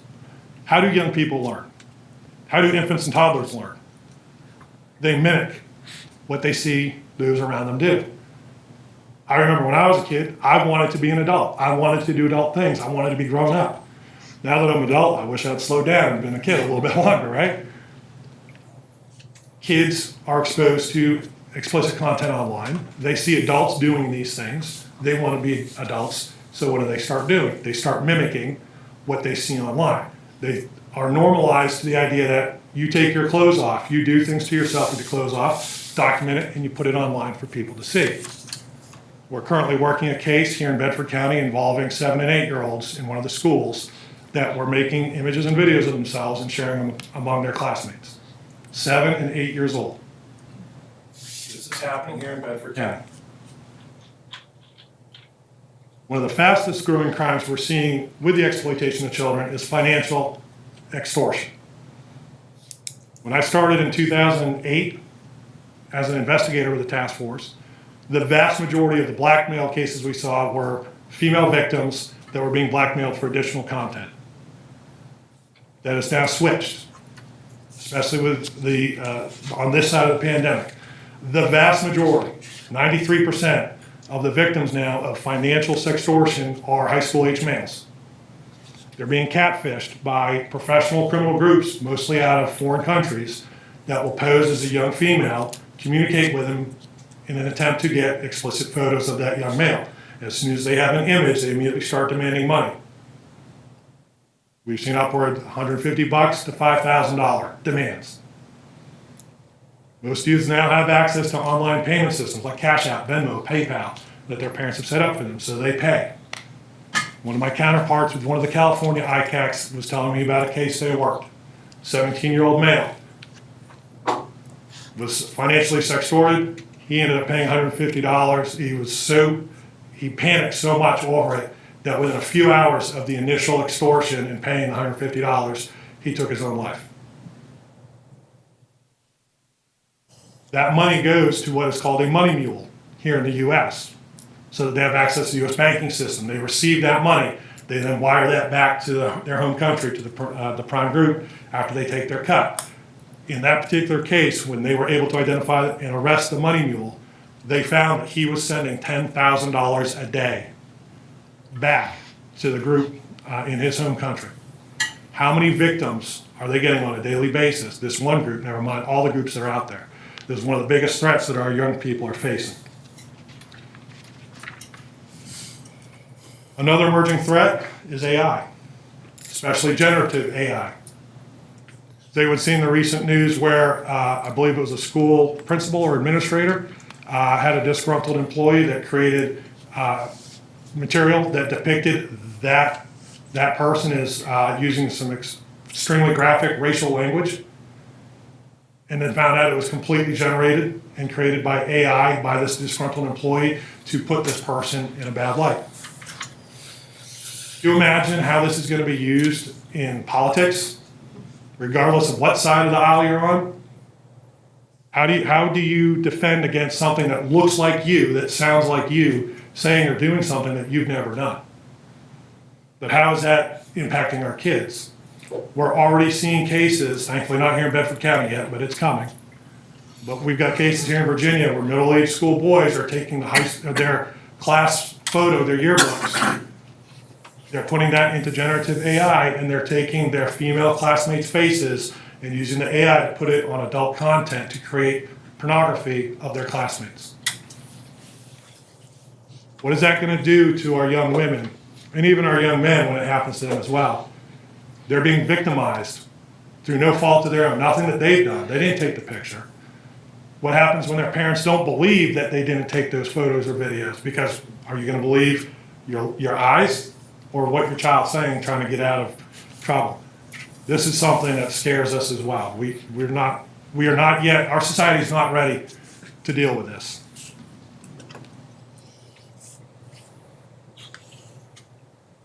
Besides the exploitation, there are other negative effects to excessive screen time and phone use. Phones and tablets now are the TV babysitter that my mom used to put me in front of, was the TV growing up. When she didn't want to be bothered, I was in front of the TV playing Super Mario Brothers. Now it's the phone, everywhere you go. This is a problem. Especially social media, the algorithms are designed to keep pushing specific content. Whatever you're looking at, it's going to send more of it to you. So if a child gets exposed to explicit content, they're going to keep getting more of that, if that's what they're looking at. The short form content, the TikTok videos, the Instagram reels, the stuff like that, that a lot of the kids are into and constantly looking at, scrolling all the time, those short bursts actually stimulate the brain to deliver a lot of dopamine. So it's a constant dopamine drip, so they feel good. And that's how they develop addiction to social media, or they can develop addiction to anything because of that dopamine hit. And the social media companies know this. That's why they push that, because they want to keep people viewing. They also have issues with doom scrolling, infinite scrolling. You just keep going and going. Next thing you know, 2, 3, 4, 5 hours later, you're in bed, and it's 2 o'clock in the morning. You've done nothing but look at videos on your social media.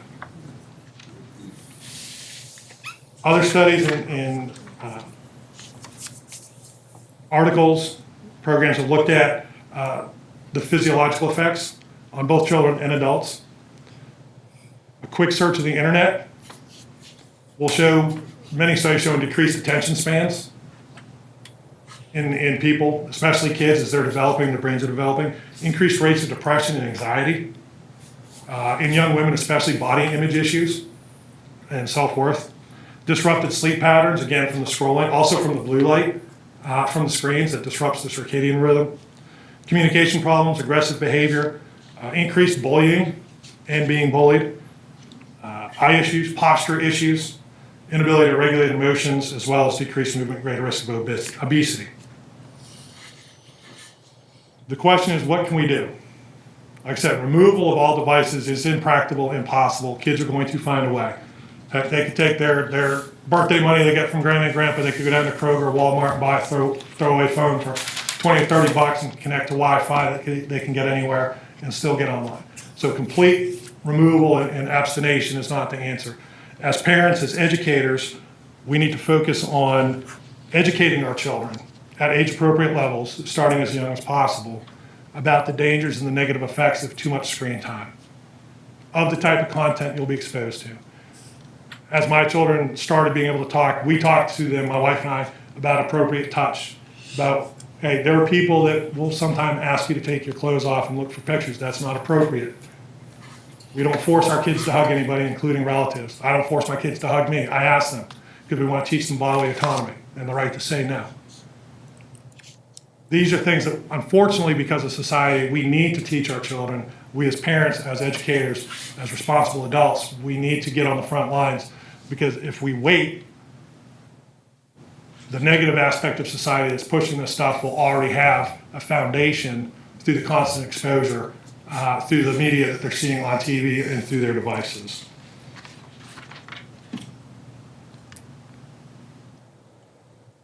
So being proactive about shaping our children's understanding of what healthy relationships are, and that most of what they see online, while sometimes can be fun and enjoyable, is not real. It's manipulated, it's edited, it's designed to keep you looking as long as possible. We also have to realize as parents, and I'm guilty of this myself sometimes, the momentary convenience of allowing the kids to be on a screen because we want to get something else done. We have to make sure that we understand that that can have more negative, far-reaching effects on their lives than that convenience that we're getting in that moment.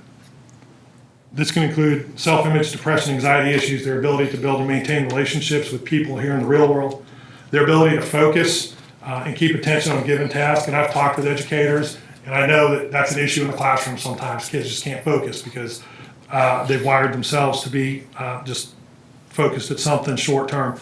Studies I've seen have shown the average attention span has dropped to 8.3 seconds in most kids before they get bored and need to go to something else. And also that too much screen time can actually desensitize them to engage in risky and or criminal behavior themselves. So in closing, I would just say that our kids are worth the effort of protecting them in the here and now so that they can thrive in the future. Any questions? Thank you all.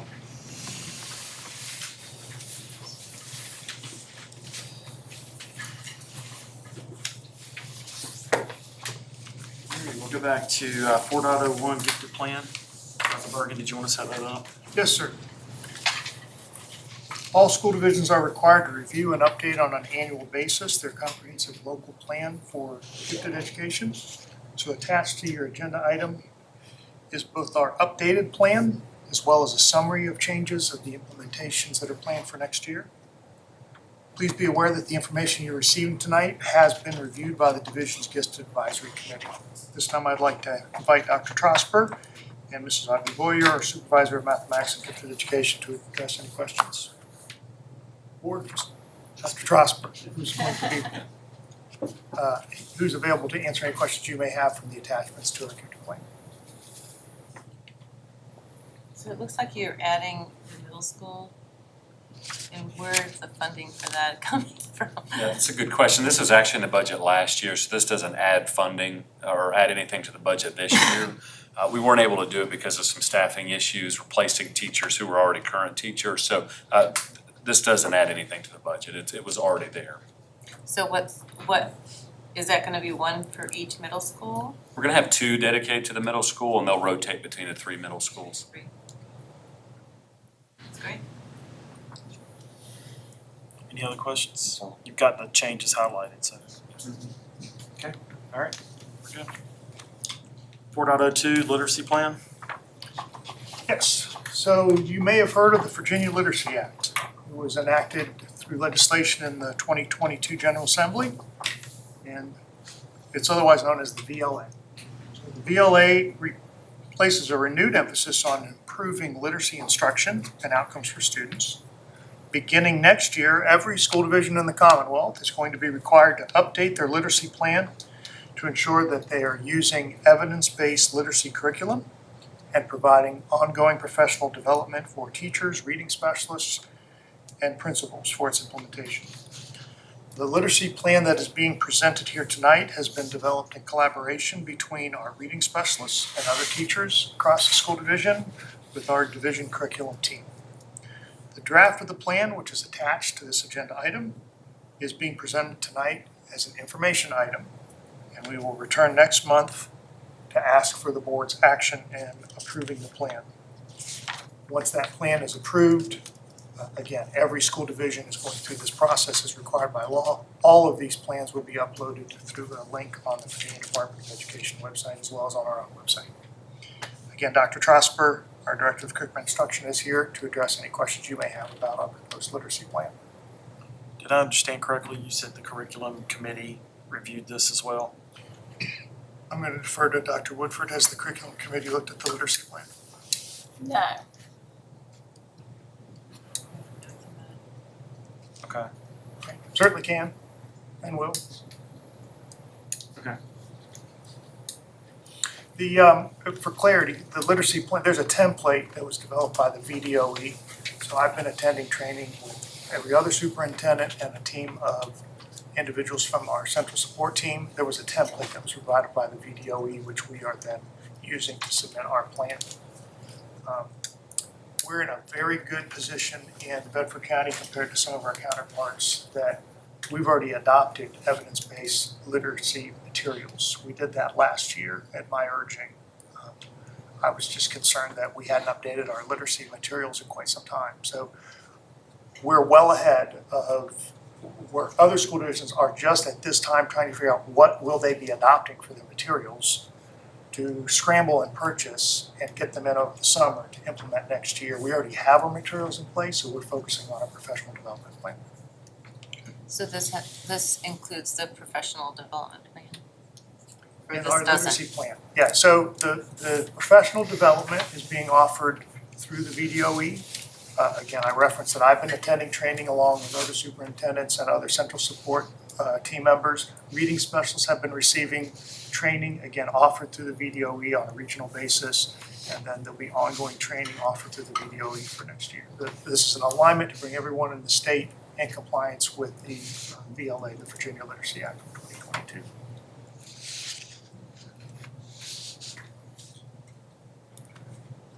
Any other questions? And this is gonna be a line between all three zones, right? So are they gonna all be doing the same thing? Yes, as far as core curriculum, and then we'll be looking at intervention and supplemental curriculums. Those haven't been released by the state, they're still being reviewed. And so right now, we're using what we have, what we've always had, instead of putting money into new curriculums and for remediation and supplemental programs. And then, actually, Mr. Hagler and I talked about it today, how we would set aside some money to provide the same intervention plan, materials for every school next year. And I will say, we can bring it to the curriculum committee. It's been a little bit of a tight turnaround. We've had 2 meetings with reading specialists. The plan was just finalized, actually, yeah, just in time to get it on the agenda. But we still have a month, so we can set a meeting, or we have a meeting coming up that we can look at it together as a team. I think that's Great. Yes, please. That'd be good. Any other questions on 4.02? All right, 4.03, title grants. Yes, this annual item, about this time of year, we bring forward to you and share with the board our draft plans for the use of our federal title funds for next week. Each title fund has its own specific objective. For those who are not aware, Title I Part A provides resources for 8 of our qualifying elementary schools that have larger disadvantaged populations. Title II funds are used primarily to provide tuition assistance and professional development for teachers and administrators. Title III funds support academic achievement, supports for English learners, and Title IV Part A grant provides funds for programs and activities for academic enrichment. The title grants that are being presented tonight for information will come back next month to ask for the board's action. And Dr. Woodford and Dr. Calvert and members of their team are here to answer any questions you may have about our proposed use of our federal title grant funds. Any questions tonight? So do these have any strings attached to some of these? Well, they're federal dollars, so of course they have strengths. You know, like Title I requires a certain percentage be used for parental engagement, as for instance. So is there a committee that reviews these? Is that part of the policies?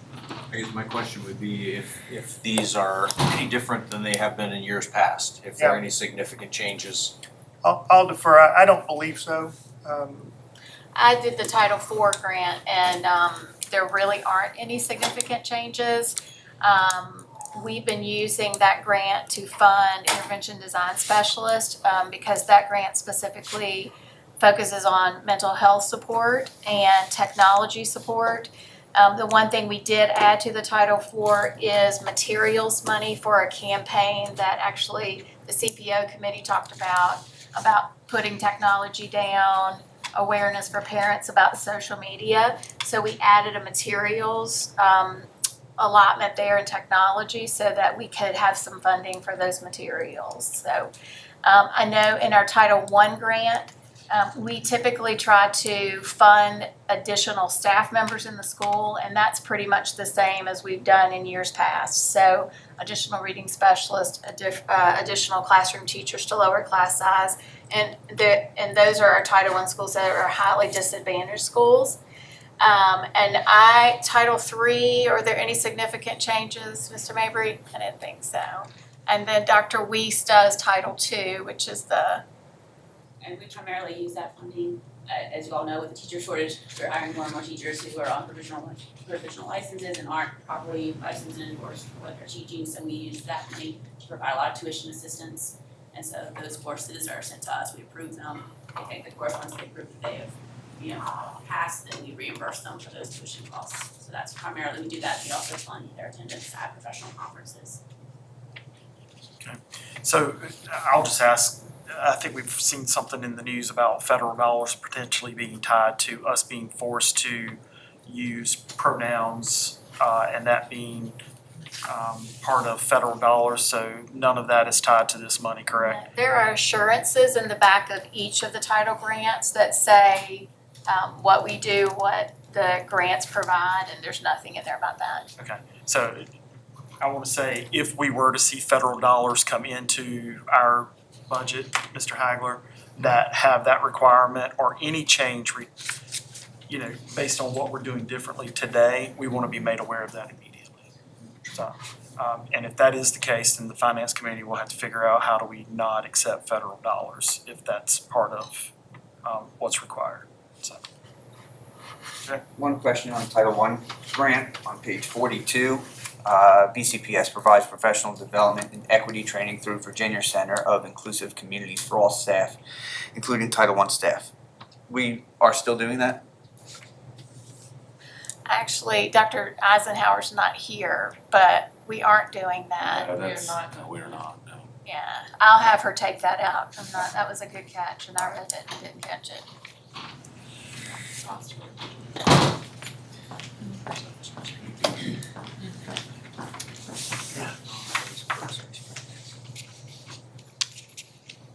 Any other questions? Yeah. We've got additional time, because we don't take action until next meeting. Got a month. We have a month, It's so an we information item can tonight. definitely answer any questions as you get more into them.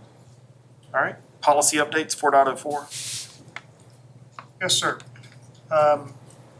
Was advertised that we had 8 policies up for review, but with the adoption of the agenda, we are not going to be taking any information tonight on policy JO, so that leaves 7 policies up for review tonight. And as always, there's a link within this agenda item that you can follow, and it will show the red line version of what are the changes that are being proposed to each of these policies. So I'll just touch on a highlight of each of them as they have already been reviewed by the IGA committee. Starting with policy CBE, severance benefits. This policy has not been reviewed since 2007. There are no proposed changes except for the removal of the purpose statement, which is to be consistent with the changes we've made to all of our policies. Policy DLC, expense reimbursements. The proposed revisions include an emphasis on professional development to improve employee work skills and morale, as well as clarification regarding budgetary authority for approval. Proposed revisions to corresponding regulation DLCR are mainly formatting, other than clarification regarding the use of rental cars versus the use of private vehicles. Policy EEAD, special use of school buses. The proposed revisions include the addition of a bus license agreement, and there's some wording changes to make this policy consistent with all of our other policies. Policy GCBEA, leave without pay. Proposed revisions include extending the number of days an employee may take unpaid leave during their first year of employment due to a debilitating or life-threatening illness from 5 days to 20 days. Policy JCJ, classroom assignments for twins. The revisions are limited to changes in wording, again, just to provide consistency with how we word all of our other policies. Policy JGDB, discipline of students with disabilities for infliction of serious bodily injury. This is another policy that's not been reviewed in quite some time. It was last looked at by a school board in 2006. The proposed revisions being presented tonight are limited to specifying the names of the other policies referenced within the second paragraph. And the 7th and final policy up for information tonight is JHC, Student Health Services. This entire policy, which has not been revised since 2011, has been completely rewritten to remove redundant language from other policies and to more plainly specify who the school board may employ to provide health services. Again, if you want to read the specific changes, you'll see the strike through of language that's being removed. You'll see underlined for new language that's being added. All of the policy changes were reviewed in their entirety with the 2 members of the IGA committee, and so we're presenting these for information on behalf of the committee. I am ready to answer any questions that your committee members are, if you have any at this time. Questions? All right, enough. 8.01, advertise Stanton River High School wastewater treatment plant bid.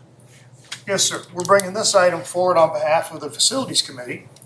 The administration, through that committee, is recommending that the school board approve for advertisement for bids for the replacement of the water treatment plant at Stanton River High School, as well as repairs to the domestic water system. Construction is not expected to be completed until the summer of 2025. The bid documents, which are attached, were reviewed and approved by the facility committee members prior to seeking, the bid documents which are attached were reviewed and approved by the facility committee, and the bids, when they come in, will be received up until June 27. We'll review them with the facility committee members prior to bringing them forward and seeking approval of the entire school board at the July meeting for the lowest bidder. Mr. Hagler and the members of the facilities committee are here tonight, or at least one of our members of the facilities committee, to answer any questions you may have about putting the Stanton River High School wastewater treatment plant out for bid. Mr. Hagler, anything more to add? So it'll be out for a bid in June, 27? Until June. Till June. Oh, until June. So will that be something that they can finish before school starts in September? They won't start until 2025, Oh, the summer of 2025. the summer, got it, okay. You know, these bids going out the same way we did the roofing jobs and things, on some on social media and otherwise, so we're getting. I can add to that, it'll be posted on our website, social media. Chris Mark will go ahead and get that out on social media with a link to our website, so anybody can look at that.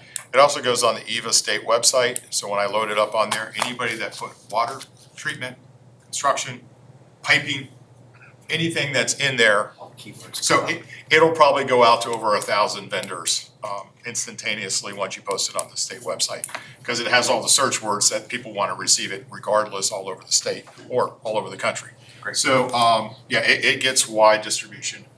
And so it's been a while we've been working on this one. It's taken a lot to get this one ready. We estimated probably around $1 million for the water treatment plant, $300,000 for the domestic. So we'll see how those come in compared to what we've estimated. It's been a while since we've been putting this one together, but long overdue.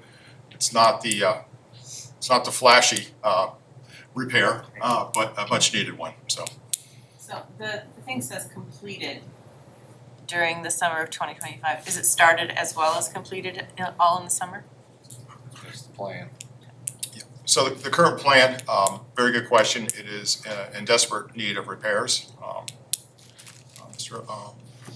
Committee knows about this, and so the fail-safe place is that if that plant were to fail during the school year, we can pump and continue to keep school open. But we're hoping that all the equipment and everything's ready to go as soon as school's out, so we can get on that and get it back up and running as soon as school is back in. But if they're not, if there's any kind of delays, there is a way to pump until we can get it back up and running, so. So, do we need a vote? Is this an action item where we need a motion and a vote, correct? Correct. Okay, all right, so do I have a motion to advertise the Stanton River High School wastewater treatment plant bid? All right, we have a motion by Mr. Nims. Do I have a second? Second by Mr. Daniels. Any discussion? All right, all those in favor signify by saying aye. Aye. Any opposed? All right. Do we have a motion to go into closed session? Mr. Chair, I make a motion that pursuant to Code of Virginia 2.2-3711A123 to discuss the assignment, appointment, performance, disciplining, and release of contract for specific school board employees. 2, for the discussion or consideration of admission or disciplinary matters or any other matters that would involve the disclosure of information contained in the scholastic record concerning any student of any public institution or higher education in the Commonwealth for any state school system. 3, for the discussion and or consideration of the acquisition of real property for a public purpose or for the disposition of publicly held real property where discussion in an open meeting would adversely affect the bargaining position or negotiating strategy of the public body. All right, I have a motion by Mr. Daniels. Do I have a second? Second. Second by Ms. Purvis. Any discussion? All those in what? I'm sorry? Any discussion? All right, all those in favor signify by saying aye. Aye. Any opposed? We are now in closed session.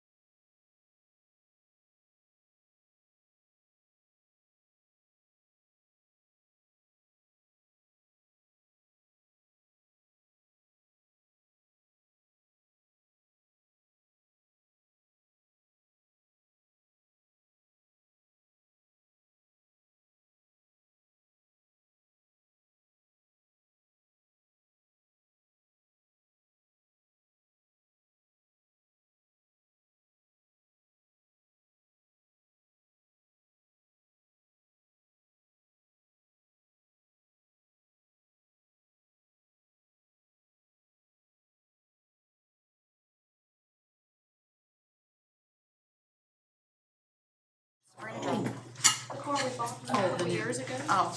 I bought.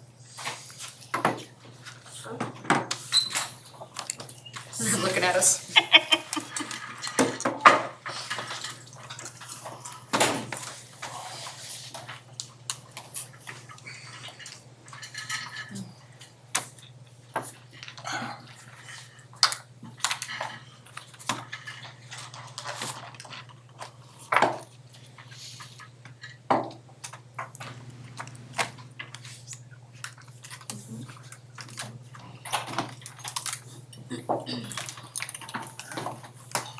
I do have a motion to come out of closed session. So moved. I have a motion by Mr. Daniels. Do I have a second? Second by Mr. Reynolds. Any discussion? All right, all those in favor, please signify by saying aye. Aye. Any opposed? All right, we are out of closed session. Ms. Johnson? Right, the Bedford County School Board has convened a closed meeting on this date pursuant to an affirmative recorded vote and in accordance with the provisions of the Virginia Freedom of Information Act. And where Section 2.2-3712D of the Code of Virginia requires a certification by this school board that such closed meeting was conducted in conformity with Virginia law. Now therefore be it resolved that the Bedford County School Board hereby certifies that, to the best of each member's knowledge, only public business matters lawfully exempted from open meeting requirements by Virginia law were discussed in the closed meeting to which this certification applies, and only such public business matters as were identified in the motion convening the closed meeting were heard, discussed, or considered. Yes. Yes. Yes. Yes. Yes. I do have a motion for the approval of the consent agenda. Moved. I have a motion by Mr. Nelms. Do I have a second? Second? Second by Mr. Daniels. Any discussion? All those in favor signify by saying aye. Aye. Any opposed? All right, the approval of the consent agenda passes.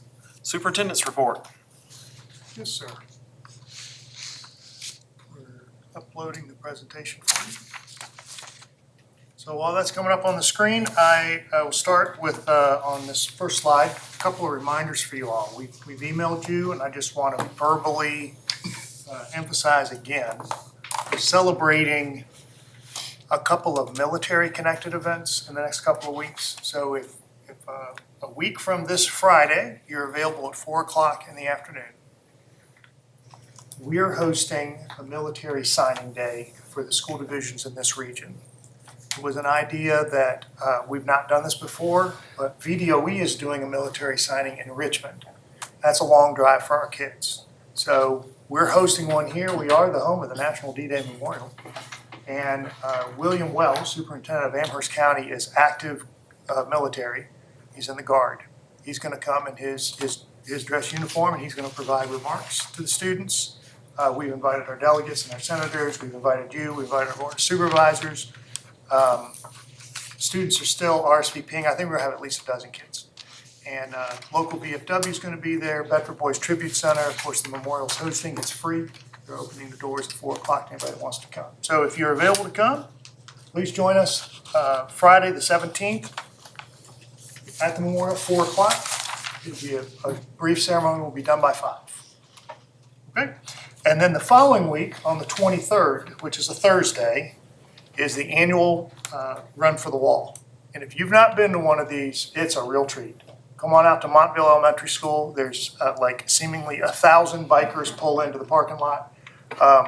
They take over the school parking lot and the school. The kids put on a wonderful patriotic program. It's really feel good. So if you're available, Thursday, 5/23, that's between 11 a.m. and 1 p.m.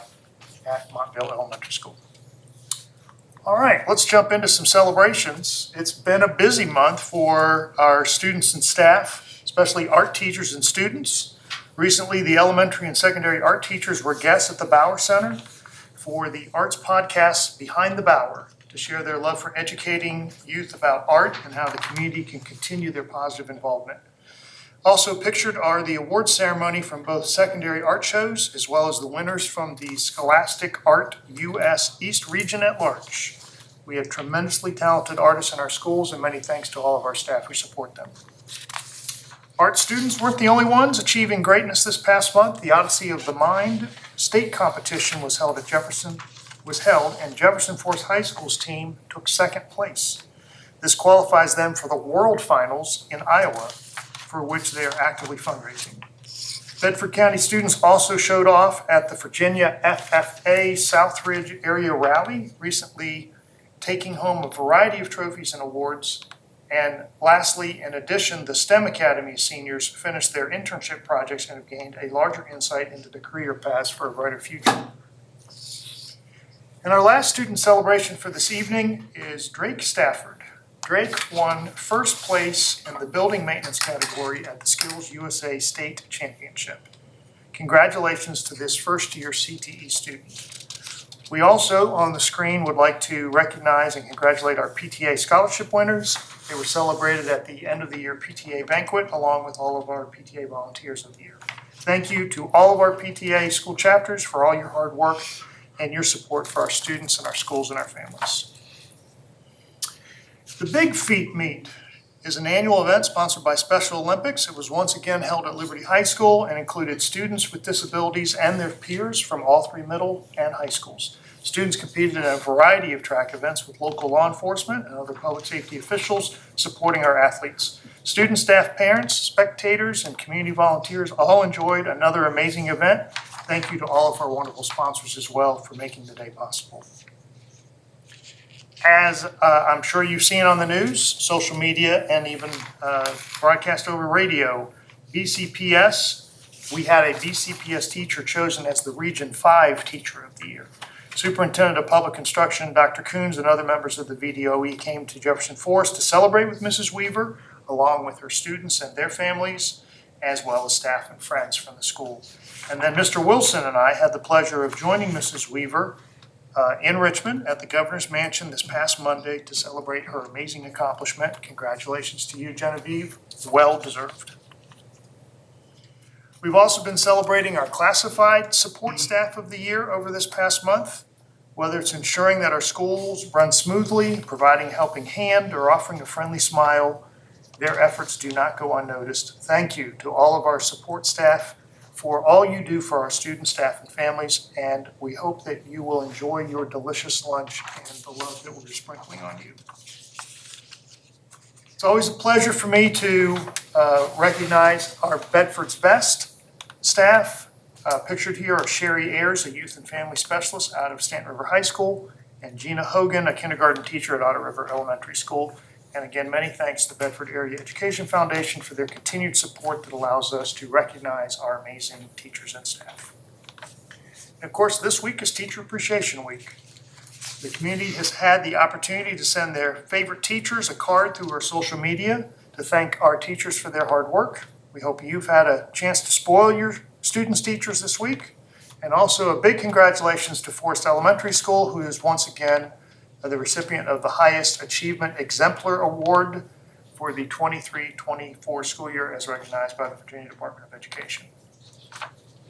Teachers aren't the only staff that we've been recognizing since we were last together. We've celebrated National Administrative Professional Day, School Bus Driver Appreciation Day, National Nurse Appreciation Day, and School Lunch Hero Day. Thank you to all of these important individuals that make sure that our school division runs effectively and efficiently every day. Liberty High School hosted our very first ever reverse career fair back in April. The event had seniors who were interested in entering the workforce after graduation set up booths where they could display their talents and their marketable skills so that employers could come in and interview them right there in the gymnasium at the high school. And also, as pictured on the right, just this past Tuesday, we held our annual signing day for our graduating seniors who've chosen to pursue their employment or further education related to their career-focused education while in high school. Many thanks to all of our community and business partners who were there in support of our CT students that day. Month of May is recognized nationally as Mental Health Awareness Month, and May 9th is designated as Childhood Mental Health Awareness Day with a goal of helping to break the stigma and foster a culture of empathy and resilience to all those who suffer from mental health illnesses. Also, May 7th is National Fentanyl Awareness Day. This serves as a sobering reminder of the devastating impact of this lethal substance on communities worldwide. Through awareness, support, and education, we can stand united and save lives, promoting a healthier, drug-free community. Lastly, the three things I'd like you to know. School is coming to an end. When summer begins, if parents would like some summer camp opportunities for their students, you can go to our homepage, and on our website, we've listed a variety of options to keep students engaged throughout the summer months. Secondly, the final day of the school year will be Friday, the 24th of May. Thank you, everyone, for another wonderful year, and we certainly hope our students and our teachers have a fantastic summer. And that, of course, will lead into graduation on Saturday, May 25th. We start in the morning at 9:30 for our Jefferson Forest graduates, and 1:30 celebrating our Liberty graduates. And Stanton River brings up the evening celebration at 5 p.m. Mr. Chairman, that concludes my remarks. All right, lots of good things happening. Thank you for sharing. All right, next will be committee reports. Mr. Holbrook. We have not had a facility meeting. I have one Later this month, yeah. later this month. So nothing to report there. Had a governor school meeting, April the 15th. We scheduled another one for June. I don't have a date set on that one yet. Then we also, had a CTE committee, meeting. I had scheduling conflicts and was unable to attend, but, I think Dr. Bergen, were you in attendance on that one? By phone. I was driving to another appointment. Okay, I was. because it was virtual, so, I know our next one is scheduled for, the end of May. Okay. We had a governor's school meeting. We approved the budget. There was no increase in cost this year. We approved with funding the purchase of some new equipment for Gov School. There is a possible increase of about $300 per student, but not, it's tentative for the year 25-26 school year. So that is something we probably need to make sure we prepare for. Also, STEM is 3% increase in tuition next year at CVCC, which they're going to have some ramifications for that as well. And then the Curriculum Progress and Outcomes Committee met. I am working on familiarizing myself with the math and science. And Dr. Trosper is helping me with that, and so are some of the schools providing the books so that I can look through them. I'm also going to be working on looking through the new language arts curriculum as well as the social studies.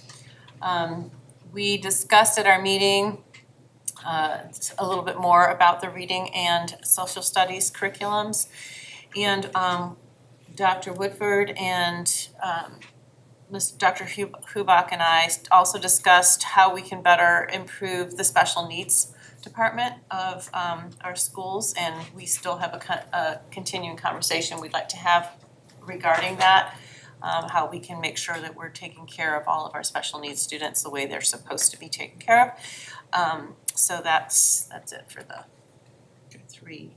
Dr. Hubach?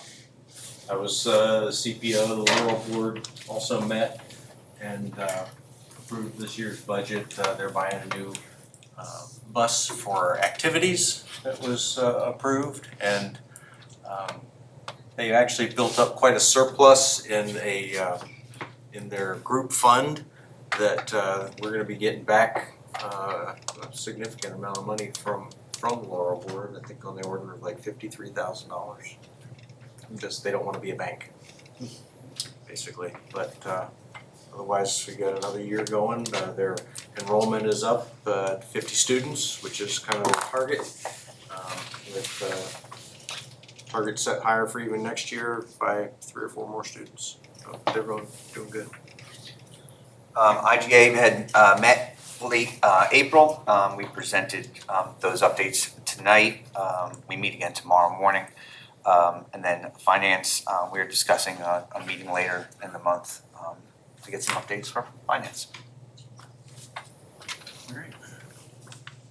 And that was finance, so that's covered. So we will go back to you, Mr. Daniels, for comments and concerns from school board members. Yeah, just thank you to the speakers that came out tonight. I'm I will say that there was a lot of passion, certainly from our two presenters here tonight. You know, I mean, just a lot of great stuff going on. I think that if we could bottle up that passion, we could be millionaires, that's for sure. So, I mean, it's definitely contagious, and I think that's a great representation of what Bedford County Public Schools can be and is for a lot of our students. So I think that's a great reflection, and I think that I'm super proud of those ladies for speaking tonight. You know, graduation's coming up in a couple weeks. I have 2 seniors that are graduating. My son and my daughter both graduating. 2 kids, super proud of both of them. Both are on different paths. Next year, my other son, who has special needs, he'll be graduating. Again, another child with a different path. So I just think it's important for parents to understand that you may have several kids. They all may be on different paths, and the path they're on now may not be the path that they're on necessarily in their future. So my recommendation is just to continue to love your kids and to continue to encourage them and see where they go. But super proud of all of the graduates this year and every year. But you know, everyone's going to tell you that now the hard work begins, and that's the truth. But one thing's for sure is that if you put the effort in, nobody can ever second guess that. So just always give your all, no matter what you end up doing. As employers recognize that, other people recognize that, and as you can see from passion that we had here tonight, it's certainly contagious. So just congratulations to everyone. That's it.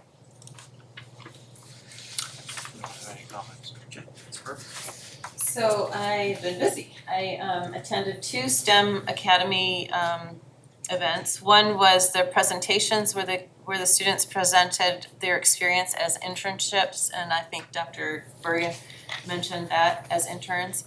And then they also had a symposium where they presented their experiments and their what they found in their and they actually had to do a presentation for that. And the one that I had to judge was on psychology. It was very interesting. So that was a very enjoyable event with STEM. The Gov School also had a recognition reception that I attended where a lot of the students received honors and scholarships. It was very well attended, and the students did a great job there. A lot of them actually did a lot of their public speaking, which was awesome. The CTE had a signing day this past Tuesday, which I attended, and it was also very encouraging to see these students who are graduating from high school going right into the workforce with jobs already waiting for them. So that I think that is one of my biggest passions, is to make sure these students aren't just getting a piece of paper that says they graduated from high school, but they have some kind of trajectory of where they're going next, and that they become integrated in society and self-sufficient. I've also been at Boonesboro Elementary, and I plan to go again I did some reading at the Boonesboro Elementary School, and I'm going to be doing a math drills, starting with math drills of addition, subtraction, multiplication, division, so that I can, get those kids to actually do the drills quickly and in their heads. And I'd like to start seeing the math bee as along with the spelling bees. And I plan to do that at Big Island as well, Big Island Elementary. And finally, one of the things I would like to request for a vote, if I can, Brad Huddleston spoke last school board meeting and presented some information on blue light toxicity and how it affects the brain. And I did not ask for a reimbursement for him at that time, but I'd like to at least pay for his travel reimbursement. So if we could have a vote to approve that, it's approximately $103 to cover his costs. He did travel quite a ways to get here, and just to give us that 15-minute presentation, so I wanted to be able to at least reimburse him for the cost of his travels. So it would not be a vote, it would be a consensus. You and I have had this conversation, and I'll just say it publicly. I am not gonna give consensus to that, but there's 5 other board members here. That was not something that the board requested, that was something that you recommended. We did not discuss, reimbursement or travel expense. And, I want to be very careful of starting that and that become a requirement for anyone who comes to share anything with us. That's Marcus's feedback on that. So, as long as you can get consensus of majority, then that's the board's will. But I want to make sure that is not something we start. And if we're going to invite people and expect reimbursement, it needs to be a board decision, not an individual request. I understand that. I did not know the process for that. Right. I agree with Mr. Hill, that being, with stuff moving forward. That being said, this did happen. I understand that. I'd be okay with reimbursing him for this one. I also agree with that. I appreciate Mr. Huddleston coming, and I know that was at his own expense, and I agree we don't want to set precedent. But I don't even care if it comes out of school funds. I would personally contribute to reimburse him for that travel. Me too. I'm gonna have to ditto what Dr. Kubak said. Yeah, I'll pay for it. So rather than doing school funds or using school board funds, that, he was somebody that we wanted to come, that I think that we can personally reimburse him. I would be willing to do that, but I'm not willing for it to come out of school board funds. I don't want to. That way we're not setting precedent, but we're honoring Mr. Huddleston's efforts to. I agree with Marcus, it should be discussed ahead of time. Let's just do that moving forward, that's fine. Okay. So there's no consensus of it coming out of school board budget. Correct. But you have Yeah. 6 members that are willing to contribute to cover the $100. Thank you. Yep. All right. Anything else? Okay. Mr. Nelson? Yes, sir. I kind of want to echo what Ms. Purvis said about the CTE signing day. It was a great event. I do know there was nearly double the amount of students from the previous year, so I just want to say congratulations to the people involved in that CTE advisory committee who makes this happen, every year, and hopefully next year we'll have another, double the amount that kids going straight into the workforce. So just kudos to the kids who put forth the effort in doing that. No comment. All right, and I apologize, I want to go back to make sure everybody was good. You said you were okay to pay out of pocket, I'm good to pay out of pocket. I did not mean to speak for everybody, Yes. so I know you said you would. Yeah. Okay, all right, good deal, sorry about that.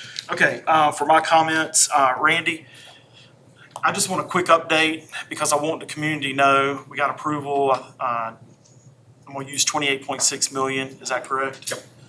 And so I just want a quick update on where we are with renovations, updates at both Liberty High School, Stanton River High School, and Bedford Primary. All right, Board of Supervisors approved the borrow for the lottery loan, so we can move forward with the projects. Did disclose to them that what the board wanted was a little bit more than a lottery loan, that we'd use our maintenance reserve if it came, if we didn't have savings on that. So there was a lot of discussion. I think, Mr. Hubback, you were there, and well, there was that discussion. So they did request that our PPA committee include their facility committee as they go forward in the design. So right now, just to let everybody know, probably 6 months of design work ahead of us here, probably until December. A lot of work as they go through a PPA process. You design, you go back, you just, it's a back and forth. It's not all designed right now. So hopefully construction going on next year, next summer on these projects. The committee will start meeting right now. I'm just negotiating the agreement. So we've met one time with Jamerson. I'm getting all the legalese and all that document signed. Then we'll have a timeline set, and then I'll start bringing that to the committee as we have the timeline to say how often we're going to meet, when are we going to have 35, 50, 60% of the drawings done, and updates on that. So hopefully by December we've got all the drawings done, and then they'll start procuring bids and the process moving forward for next summer. So I would like to request some type of social media or some type of advertisement that we are moving forward, just to make sure the community understands we are moving forward on There's this. no more votes or anything required. So once we have the drawings done, we'll submit that to the state and then we can start drawing down funds on that. And I was present. Yes, I'm sorry. Yeah, Yeah, so- Sam. yeah, no, and I don't You were at care the about- previous I one. was at the first Yeah, one. he was Okay. at the first one. No, I'm but sorry. what I wanted to clarify was that we did agree that for them to sit in on our committee meetings, but we, as a board, school board, we have full authority to move forward on what we decide to move forward on.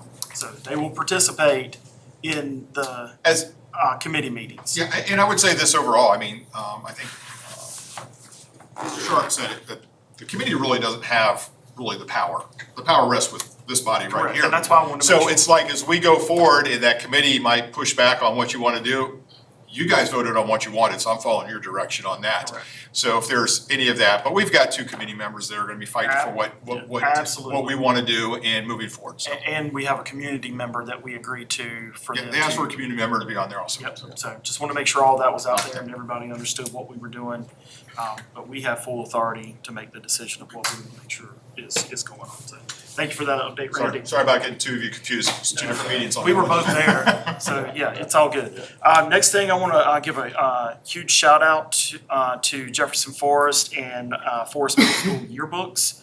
The 2023 yearbooks at Forest Middle School and Jefferson Forest High School were selected for inclusion in the prestigious Varsity Yearbooks portfolio. A total of 612 schools represented. The chosen yearbooks are characterized by their consistency in both verbal and visual elements, exemplary coverage, and top-notch photography. Portfolio represents the 1% of books printed by Varsity Yearbook, reflecting the dedication and hard work of each school's yearbook staff. Both Jefferson Forest High School and Forest Middle School were selected for their cover designs.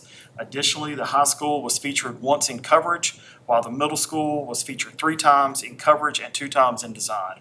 Congratulations to Amanda Dean and Carrie Dodge, 2023 yearbook advisors, as well as their yearbook staff members. All right, school board meeting locations. The last couple have been here. We've got one more scheduled next month, and I know we've got it scheduled for Stanton River High School. We've talked individually. I wanted to see if there's consensus to change the location for next month back to this location versus Stanton River High School. Or is there, if you guys want to have it at the high school, that's fine. This is a simple location. I look out, we had some people here tonight. All the chairs were not full. Again, want to say it publicly, if there is ever a point where we need a bigger location, we are certainly open and welcome to do that. And I don't think it hurts, if there's opportunities for us to meet in the communities. We're going to be doing town hall meetings, but is there a consensus that we move it back here next month and just have it here versus having to do setup for our team at Stanton River High School?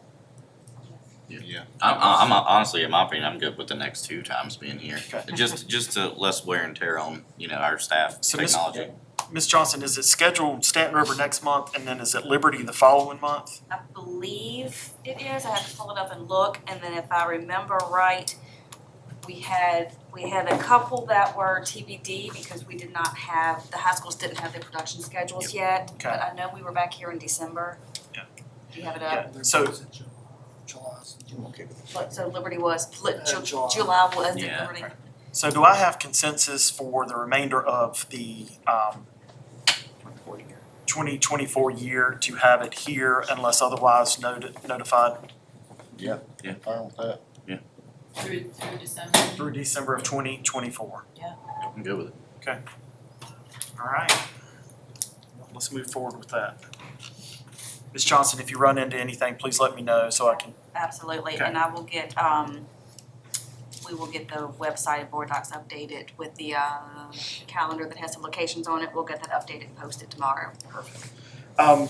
Dr. Bergen, you mentioned Teacher Appreciation Week.